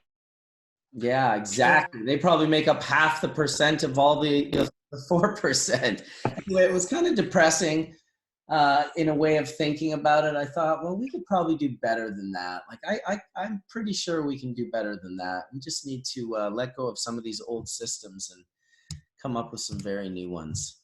When you hear a statistic like that, it should just ring a bell. Think about what you eat and what you consume and what you participate in every day, you know? For sure. That's big time. That's very accurate, in fact. Very accurate. What are the systems that you are supporting knowingly? Those are the first ones you try to work through, and nobody's saying it's easy. And, you know, as long as you're working through getting, you know, those cut down to eliminated eventually, then the unconscious ones are there, which are the really frightening ones, because that's how the whole system works. It avoids even conscious human beings and gets you in some way or another. It's quite a shitsome, as Peter Tosh would always call it. I always thought that was a very perfect term for the entire thing. Once more, cannabis and psychedelics have helped me see through these things in a way that I honestly don't think I ever would have had I not had those in my life. I feel blessed for that.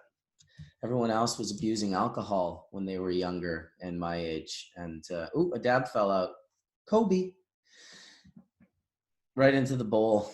Looks sweet, dude. Very buttery. Is that like some rosin that you pressed some hash out of, or what?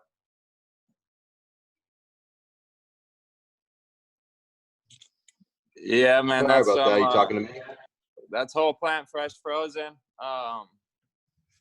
Some papaya, whole plant fresh frozen, rosin, hash rosin. Papaya. That papaya is nice. I was in Jamaica, and my friend was telling me about the Emerald Cup, and he was like, "Oh, Straight Organics won the solvent list with his papaya or whatever. It was so beautiful." And I'm like, "Oh man, like, don't be telling me about hash that I can't have." And then he's like, "What do you mean? I have it right here. This is the winning one from Straight Organics." Cracks it, gives me a big dab. I was just like, dude, that is the most amazing flavor.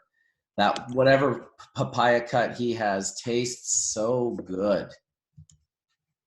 Papaya is so good. It's like one of my favorite fruity, perfumey, gassy, honey. So good, man. I don't know. It's just top ranking. It's in a different category. It is. Honey Seeds makes that. So I think you can find your keeper out of his varieties. That, you know, I think he's a good breeder and really good.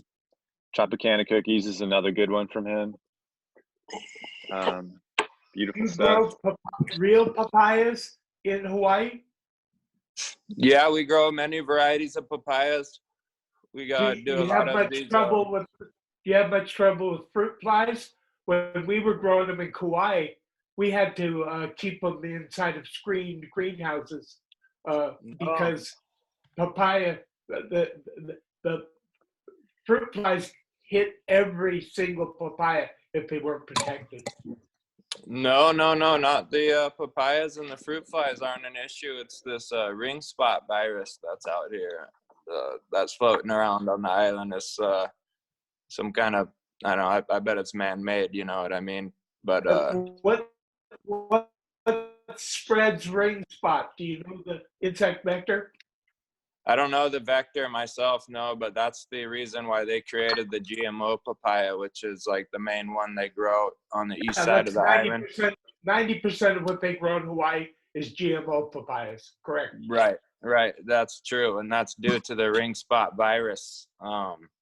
You know, so yeah, you got to really question what's going on with your farming practices if you're dealing with some kind of, you know, island-wide virus. You know, what happened there? What we do It's wrong? a virus? So they say. Yeah, so they say, yeah. Yeah. Well, that's what they call it anyway. The damn Mexican fruit flies made it really hard. Until finally we just grew the papayas inside of a netted shade crop. And that stopped them cold. That's interesting because we don't have that issue at all with anything tropical. But if we try to grow like a European vegetable, like something like a squash or a melon or anything that's like some kind of more like a northern European type thing, then you gotta net it. You know, you have to net it. This was in the North Shore of Kauai. Okay, interesting. Maybe you're just at a lower elevation or at a certain humid area or something like that. But might have even been the time, you know. But when was it? Yeah. But yeah, the papayas are so resilient. You know, they're a tropical fruit. So anything tropical, the bananas, the papayas, the taros, the sugar cane, you know, the sweet potato, anything tropical, like you don't spray it, you don't put anything on it, you know, you just kind of like maybe just help build the soil and mulch things and plant them, you know what I mean? Anything that's conducive to the environment just grows. And that's when we talked about food sovereignty in the last Dragonfly Earth Medicine talk. It was all about just, you know, using food and things that grow properly in your environment. So a lot of that netting and stuff like that definitely comes with the European vegetables that are susceptible to that fruit fly. That fruit fly will sting the fruit and they'll put their larvae in there and then the thing is done, you know? Papayas did really good in Hawaii until the Mexican fruit fly. Interesting. I wonder if that was even maybe just like a scourge or something. A certain time of in history that maybe we had like a scourge of them. As far as I know, they're still there. Interesting. Yeah, no problems with fruit flies on the papayas. They grow great. We do different varieties. Red type papaya. We got this Filipino pink papaya, strawberry papayas, solo papayas. You know, we got a good variety of papayas to make for good ferments. Have you grown the ones from Thailand that are orange? Yeah, those. Yeah, well, we got one called the Red Thai, and it's got a really, really orange kind of pinkish flesh in there, you know, and that's one of our better ones for sure. Ripe or even green in a papaya salad, you know. Woo!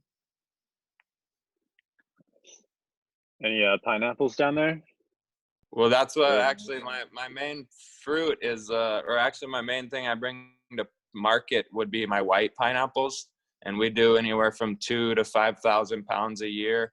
We're looking at probably this year we'll probably get more like 2,000 to 3,000 pounds.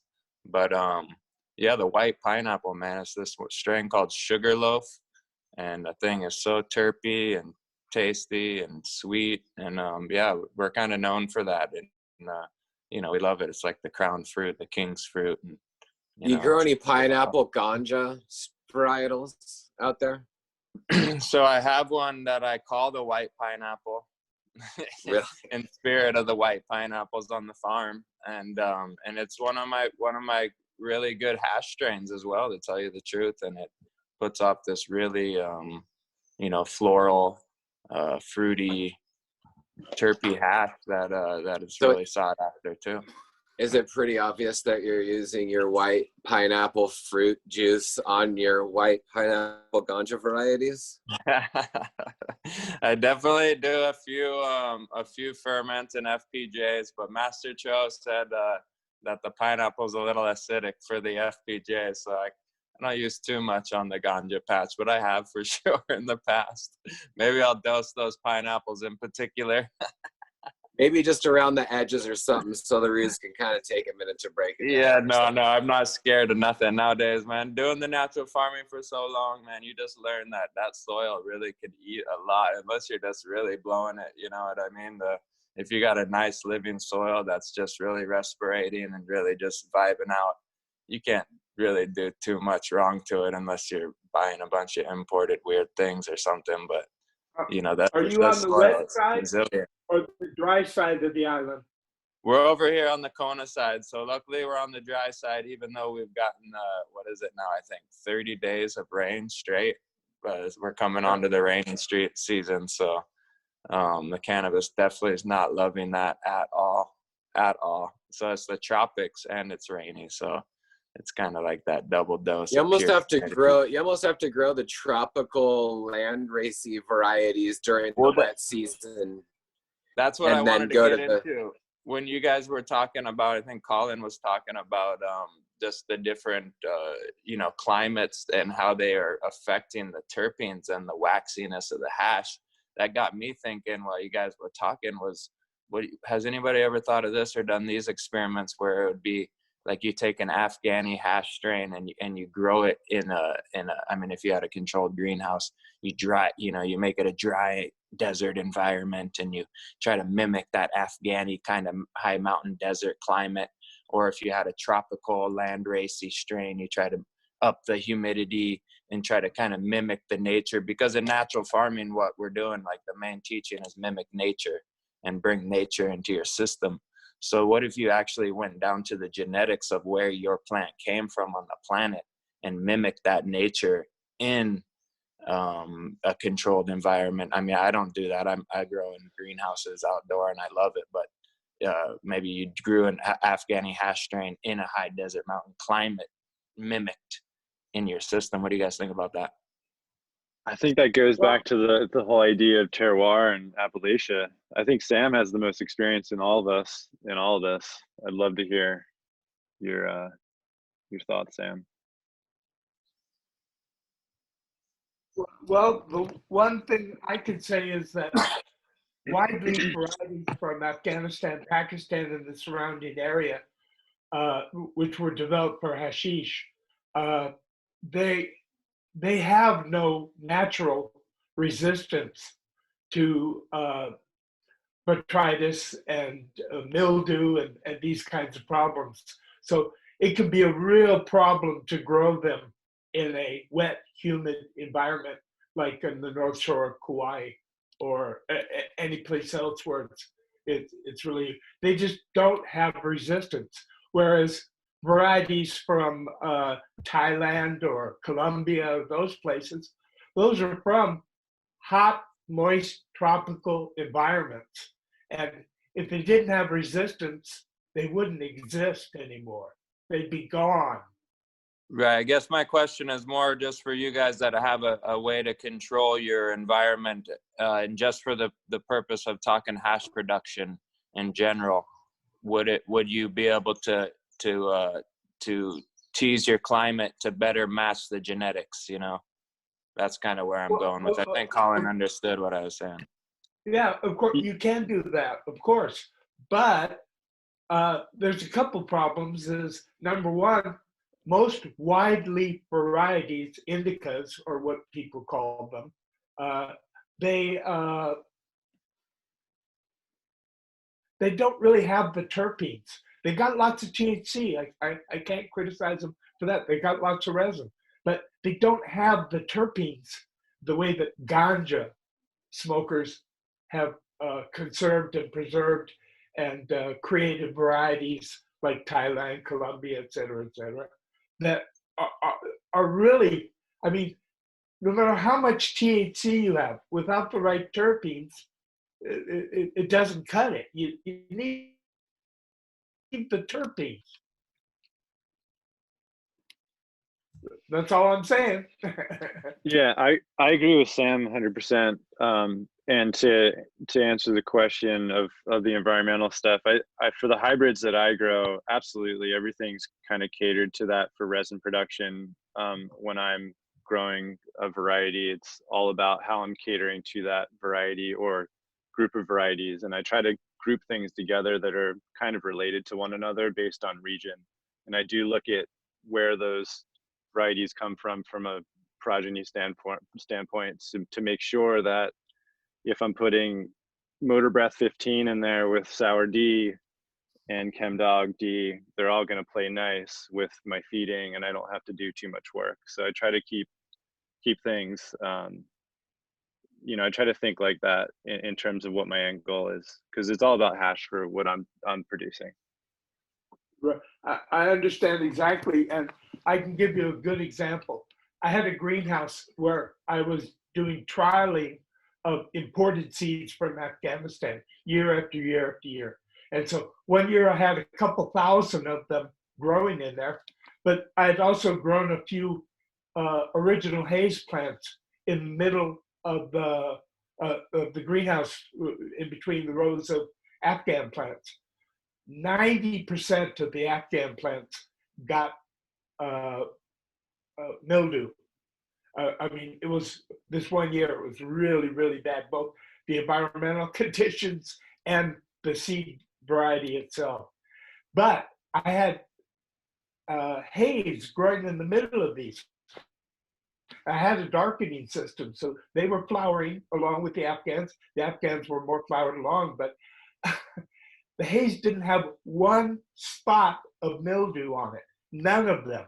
Whereas some of the Afghans were quite literally dripping mildew white crap off their fucking leaves.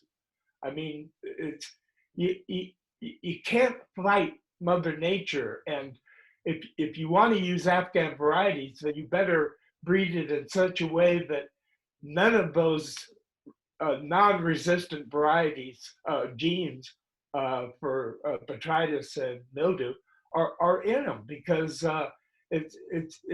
you're just fighting Mother Nature. What you should do instead is grow things like haze or other tropical narrow leaf varieties, which have no trouble growing mildew and botrytis free in even if your greenhouse is a bit hot or humid.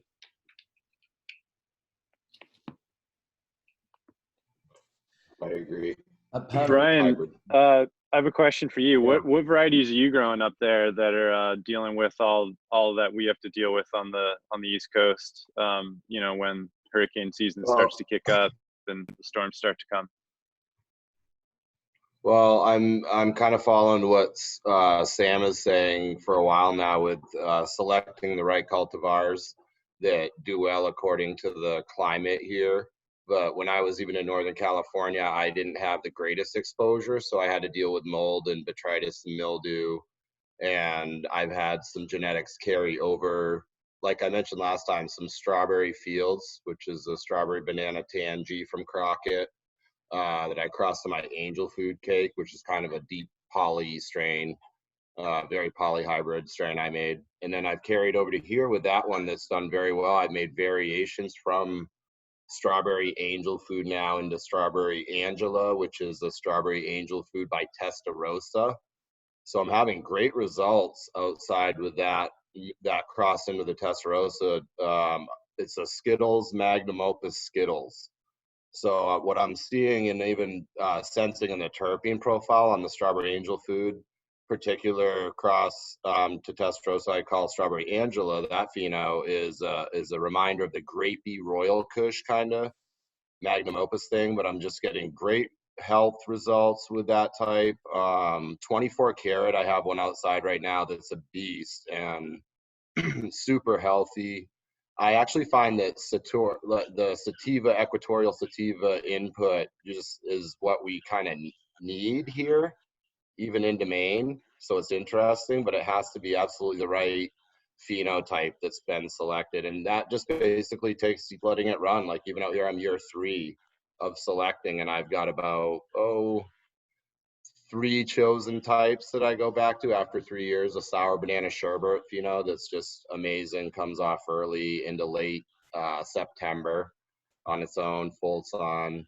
And yeah, otherwise I'm light dips. We just flipped a week ago on the first session, and I'm greenhouse grow, but I do both.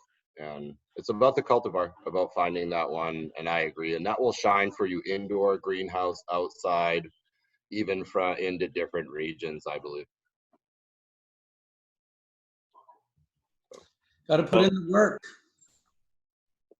Ecuadorial on the East Coast has really been successful for me over the years in the last, however long. It's something that I recommend anyone on the East Coast to take a look at that's growing outside. I definitely share Brian's sentiment. Would you guys all agree that sometimes your best genetic that grows for flower production and health and is that most vibrant, kind of like you were just saying, how you find that one that shines and everything? But for some reason, how come that one's not really the hash producer? You guys find that? Yeah, I agree. My strawberry angel food drips terps. I got the juiciest flower rosin. I've been hitting low temp flower rosin, getting this just buttery cream. And it really drips even into the cross out with the Testarossa. It's still, I'm getting at the same temperature white chalk flower rosin that dumps pretty good, but it's just not that terpene influence. And then I don't get the best bubble hash off it either, like the Pineapple Fields. Yeah, the I agree doesn't with you. come out as much. Yeah, I find that too, man. I There's a strawberry. Really great ahead, Sam. varieties that gave lousy yield of dry sift, because I'm always after dry sift. I know the cutting edge is rosin, but I'm old school. Dude, your dry sift is untouchable, bro. Forget about old school, new school, whatever school. That shit is the holy grail. Enough said.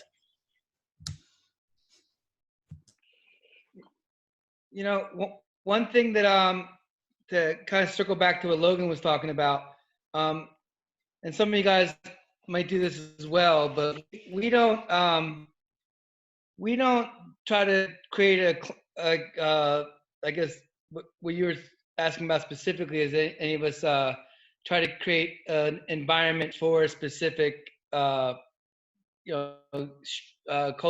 from that kind of mimics their natural environment where they're native to. We don't do that, but one thing that we do is, we have a pretty good climate for it stays like in the 80s most of the summer, might spike in the low 90s, but then inevitably we'll get 1 or 2 spikes here, usually June, July, August, for anywhere from 3 days to 5 days where we get a heat spell of 100-degree plus days. And the ganja doesn't like that. It grows a lot during, I think, during like the 3 hours of super hot weather, maybe from like 1 to 6 p.m., it's kind of just like hanging in there. But the other 20 hours of the day, it's trucking along and growing a lot. But what we do, we don't have like high tech, like bells and whistles, climate controlled greenhouses, but we do have, roll up sides and a lot of ventilation. And we even bring in big fans and shade cloth, everything for those heat spells. Like anything that's like, 3 weeks or less from finishing, we definitely see that they'll kind of do like that star fishing and the leaves will taco, and the resin count is not as good with that super heat.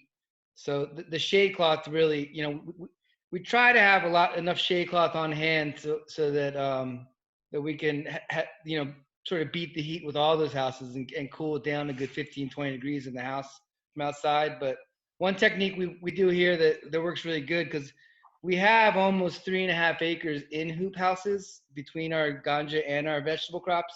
And since you only need that shade cloth for maybe once or twice a year, it's a pretty big investment in more materials and stuff. One thing we like doing here, we call it the poor man's shade cloth, where you get a heat spell and you know, either your tomatoes or your ganjas like in that crunch time where it's going to be suffering a bit. We just take buckets of mud and toss it over the greenhouses, and that works great. It cools it down just the same as shade cloth, and then, you know, sometimes we'll be lazy about it and let the rain wash it off. Otherwise, we'll just, you know, get up on a tractor and wash it off after the heat spell goes through. But, you know, between the sidewalls and the end walls and fans and shade cloth, just with elbow grease, you know, that's kind of like our low tech climate control that really helps.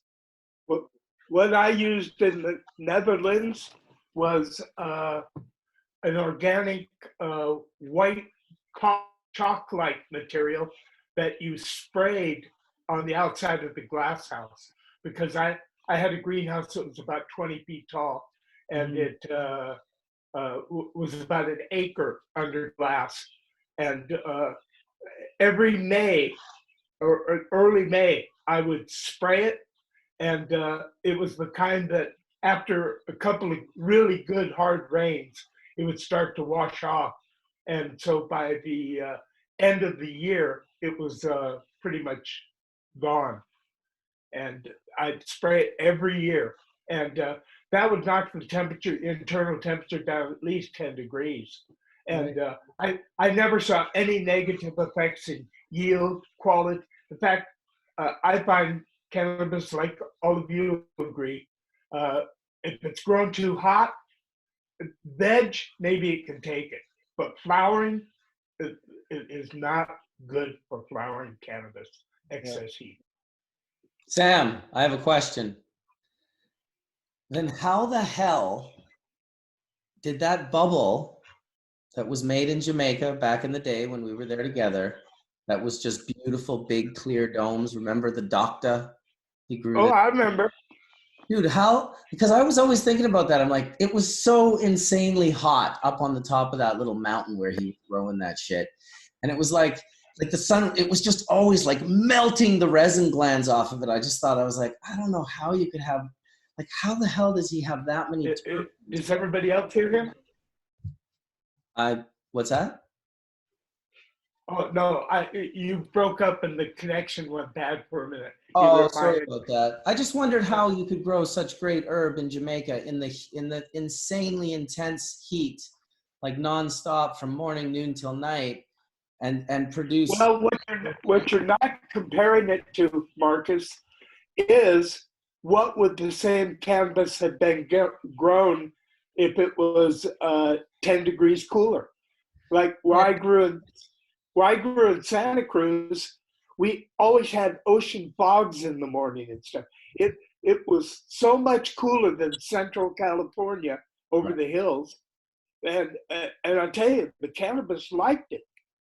Well, here's what I'm thinking though. At that point in time, I don't think I'd ever seen you smoke anything from anyone, ever. You just only smoked your own, but you smoked that. And I thought, wow, this has to be really good hash for him to be like, I'm going to smoke that. It was great. Well, also too, I was running out of the hash I had with me.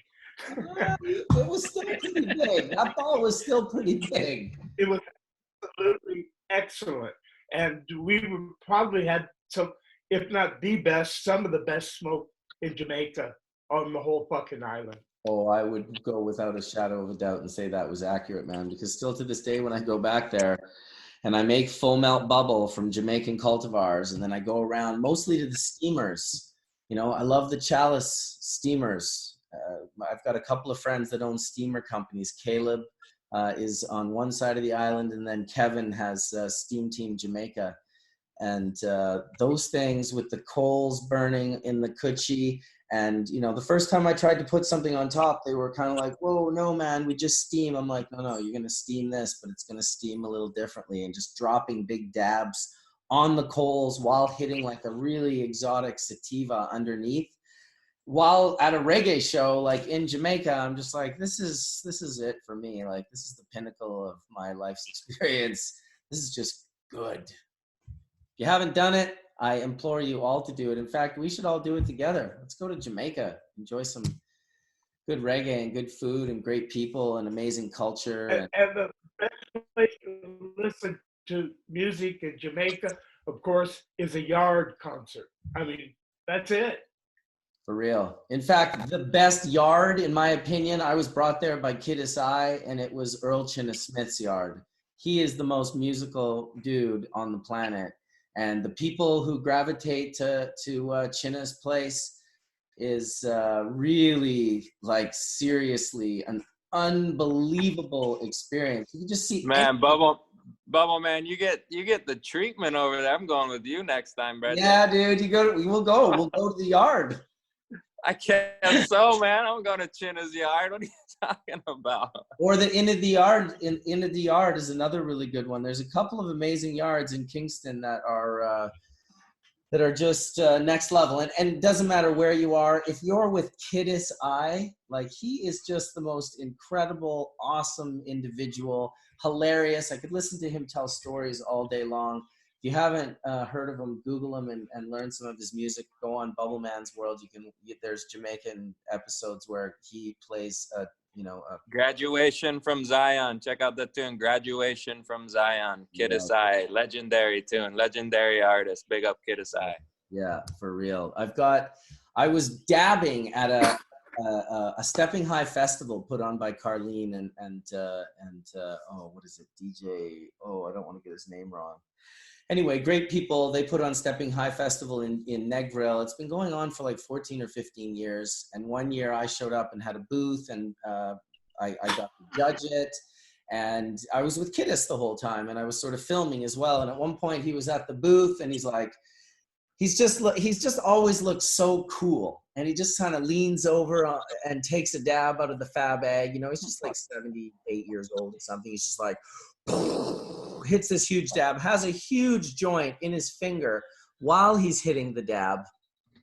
And then someone's like, Kidis, you're next. And he's like, okay. And I'm filming him take a dab. Then this guy says, you're next. And so he's like, I got to go perform. And he sort of starts to walk away, and he walks through the crowd, and it's very dark, and there's lights in the background from the stage, and he's just walking through the smoke, passes the police. Everyone's like, Kidis, yelling to him. It's straight out of a movie.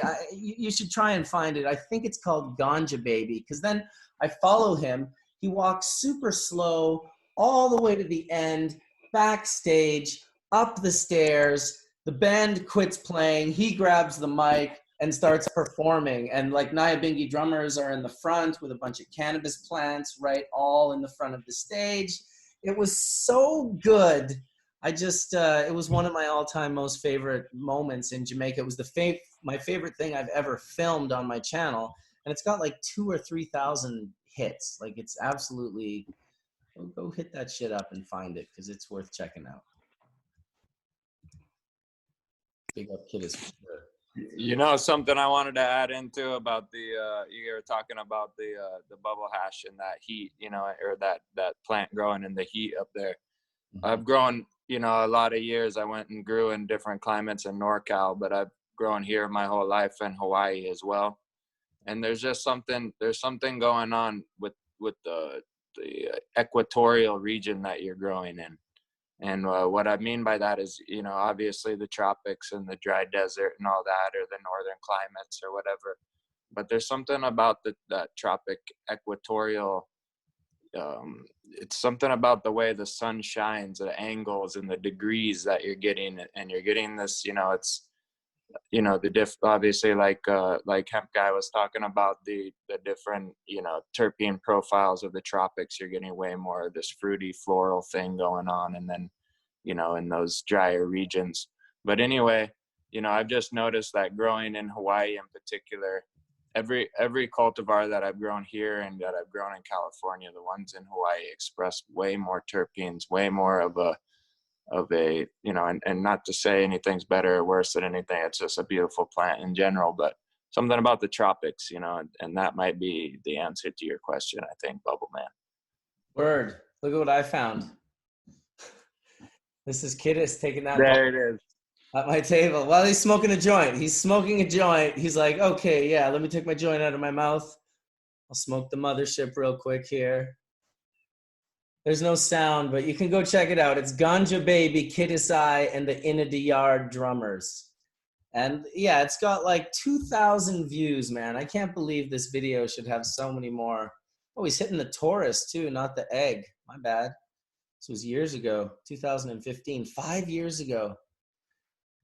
Kittis, champion, strongest man, most amazing individual. Definitely a key person to bump into if you go to Jamaica. And everyone knows him. There's no doubt about that. I have it muted, not for really any reason. I guess I could. I'm walking backstage with Kittis. Walk with me. Are you going backstage? Yeah. I haven't left that table since I've been here. Yo. Where's Tony? Tony's at that table still. Can you go get him and bring him backstage? So you're going back? Yeah. Tony's right where I was. We'll fast forward to a few seconds of the performance because it's just so ridiculously good. Ganja Baby.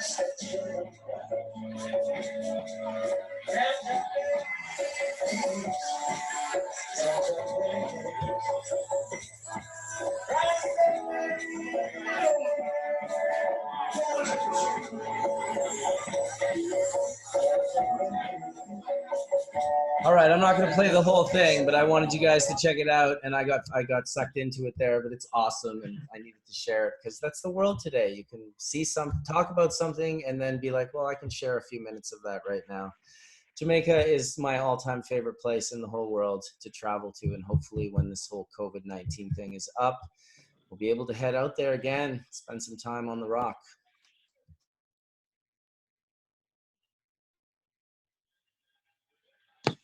Hey, Josh. Yo. Hey, Josh. Do healthy plants get viruses? You know, it's really, really hard for a healthy plant to get viruses. That's the one thing I will say. That's the truth, right? Definitely. Definitely. I think we should all take a lesson from the plant kingdom. I just wanted to add that quick. I think that was one of the best things to add right at the end here. We've been going for 3 hours, I think, 9, 10, 11, 12, yeah, 3 hours. So I wanted to thank, the folks that have never been here before, Dave Sullivan and Logan and Paul Hale. Always good to see Best Friend Farms and Colin from Vessel and Dragonfly Earth Medicine to help set all this up because they invited some of the newer folks. I appreciate everyone showing up. I'll put it up on the podcast and send the link out to everyone. And hopefully we can do this again sooner than later. I like the idea of the dialogue. You guys are all really know your shit and seem to always impress and inspire me. So thank you for that. And thank you for doing the very things that you're talking about, not talking about the things that you want to be doing. It's makes a big difference. So, thanks a lot, everybody. Thank you. Church. Thank you so much. Sam, I could never forget you. You're my favorite. Peace. Thank you, guys. Respect, love, honor. Thanks, everybody. Love. Stoked to be a part of it. Thank you. Thanks, Josh, for inviting me and Marcus for putting it all together. Big healing, Dave. Big healing. Thanks Love for to learning, Chelsea. Dave. Love to the family. Love to Leandra, Paul, everyone's other halves and everything. Like love to the family, Shar, the whole world. Blessings. Worldwide love and healing. Blessings. Rastafari.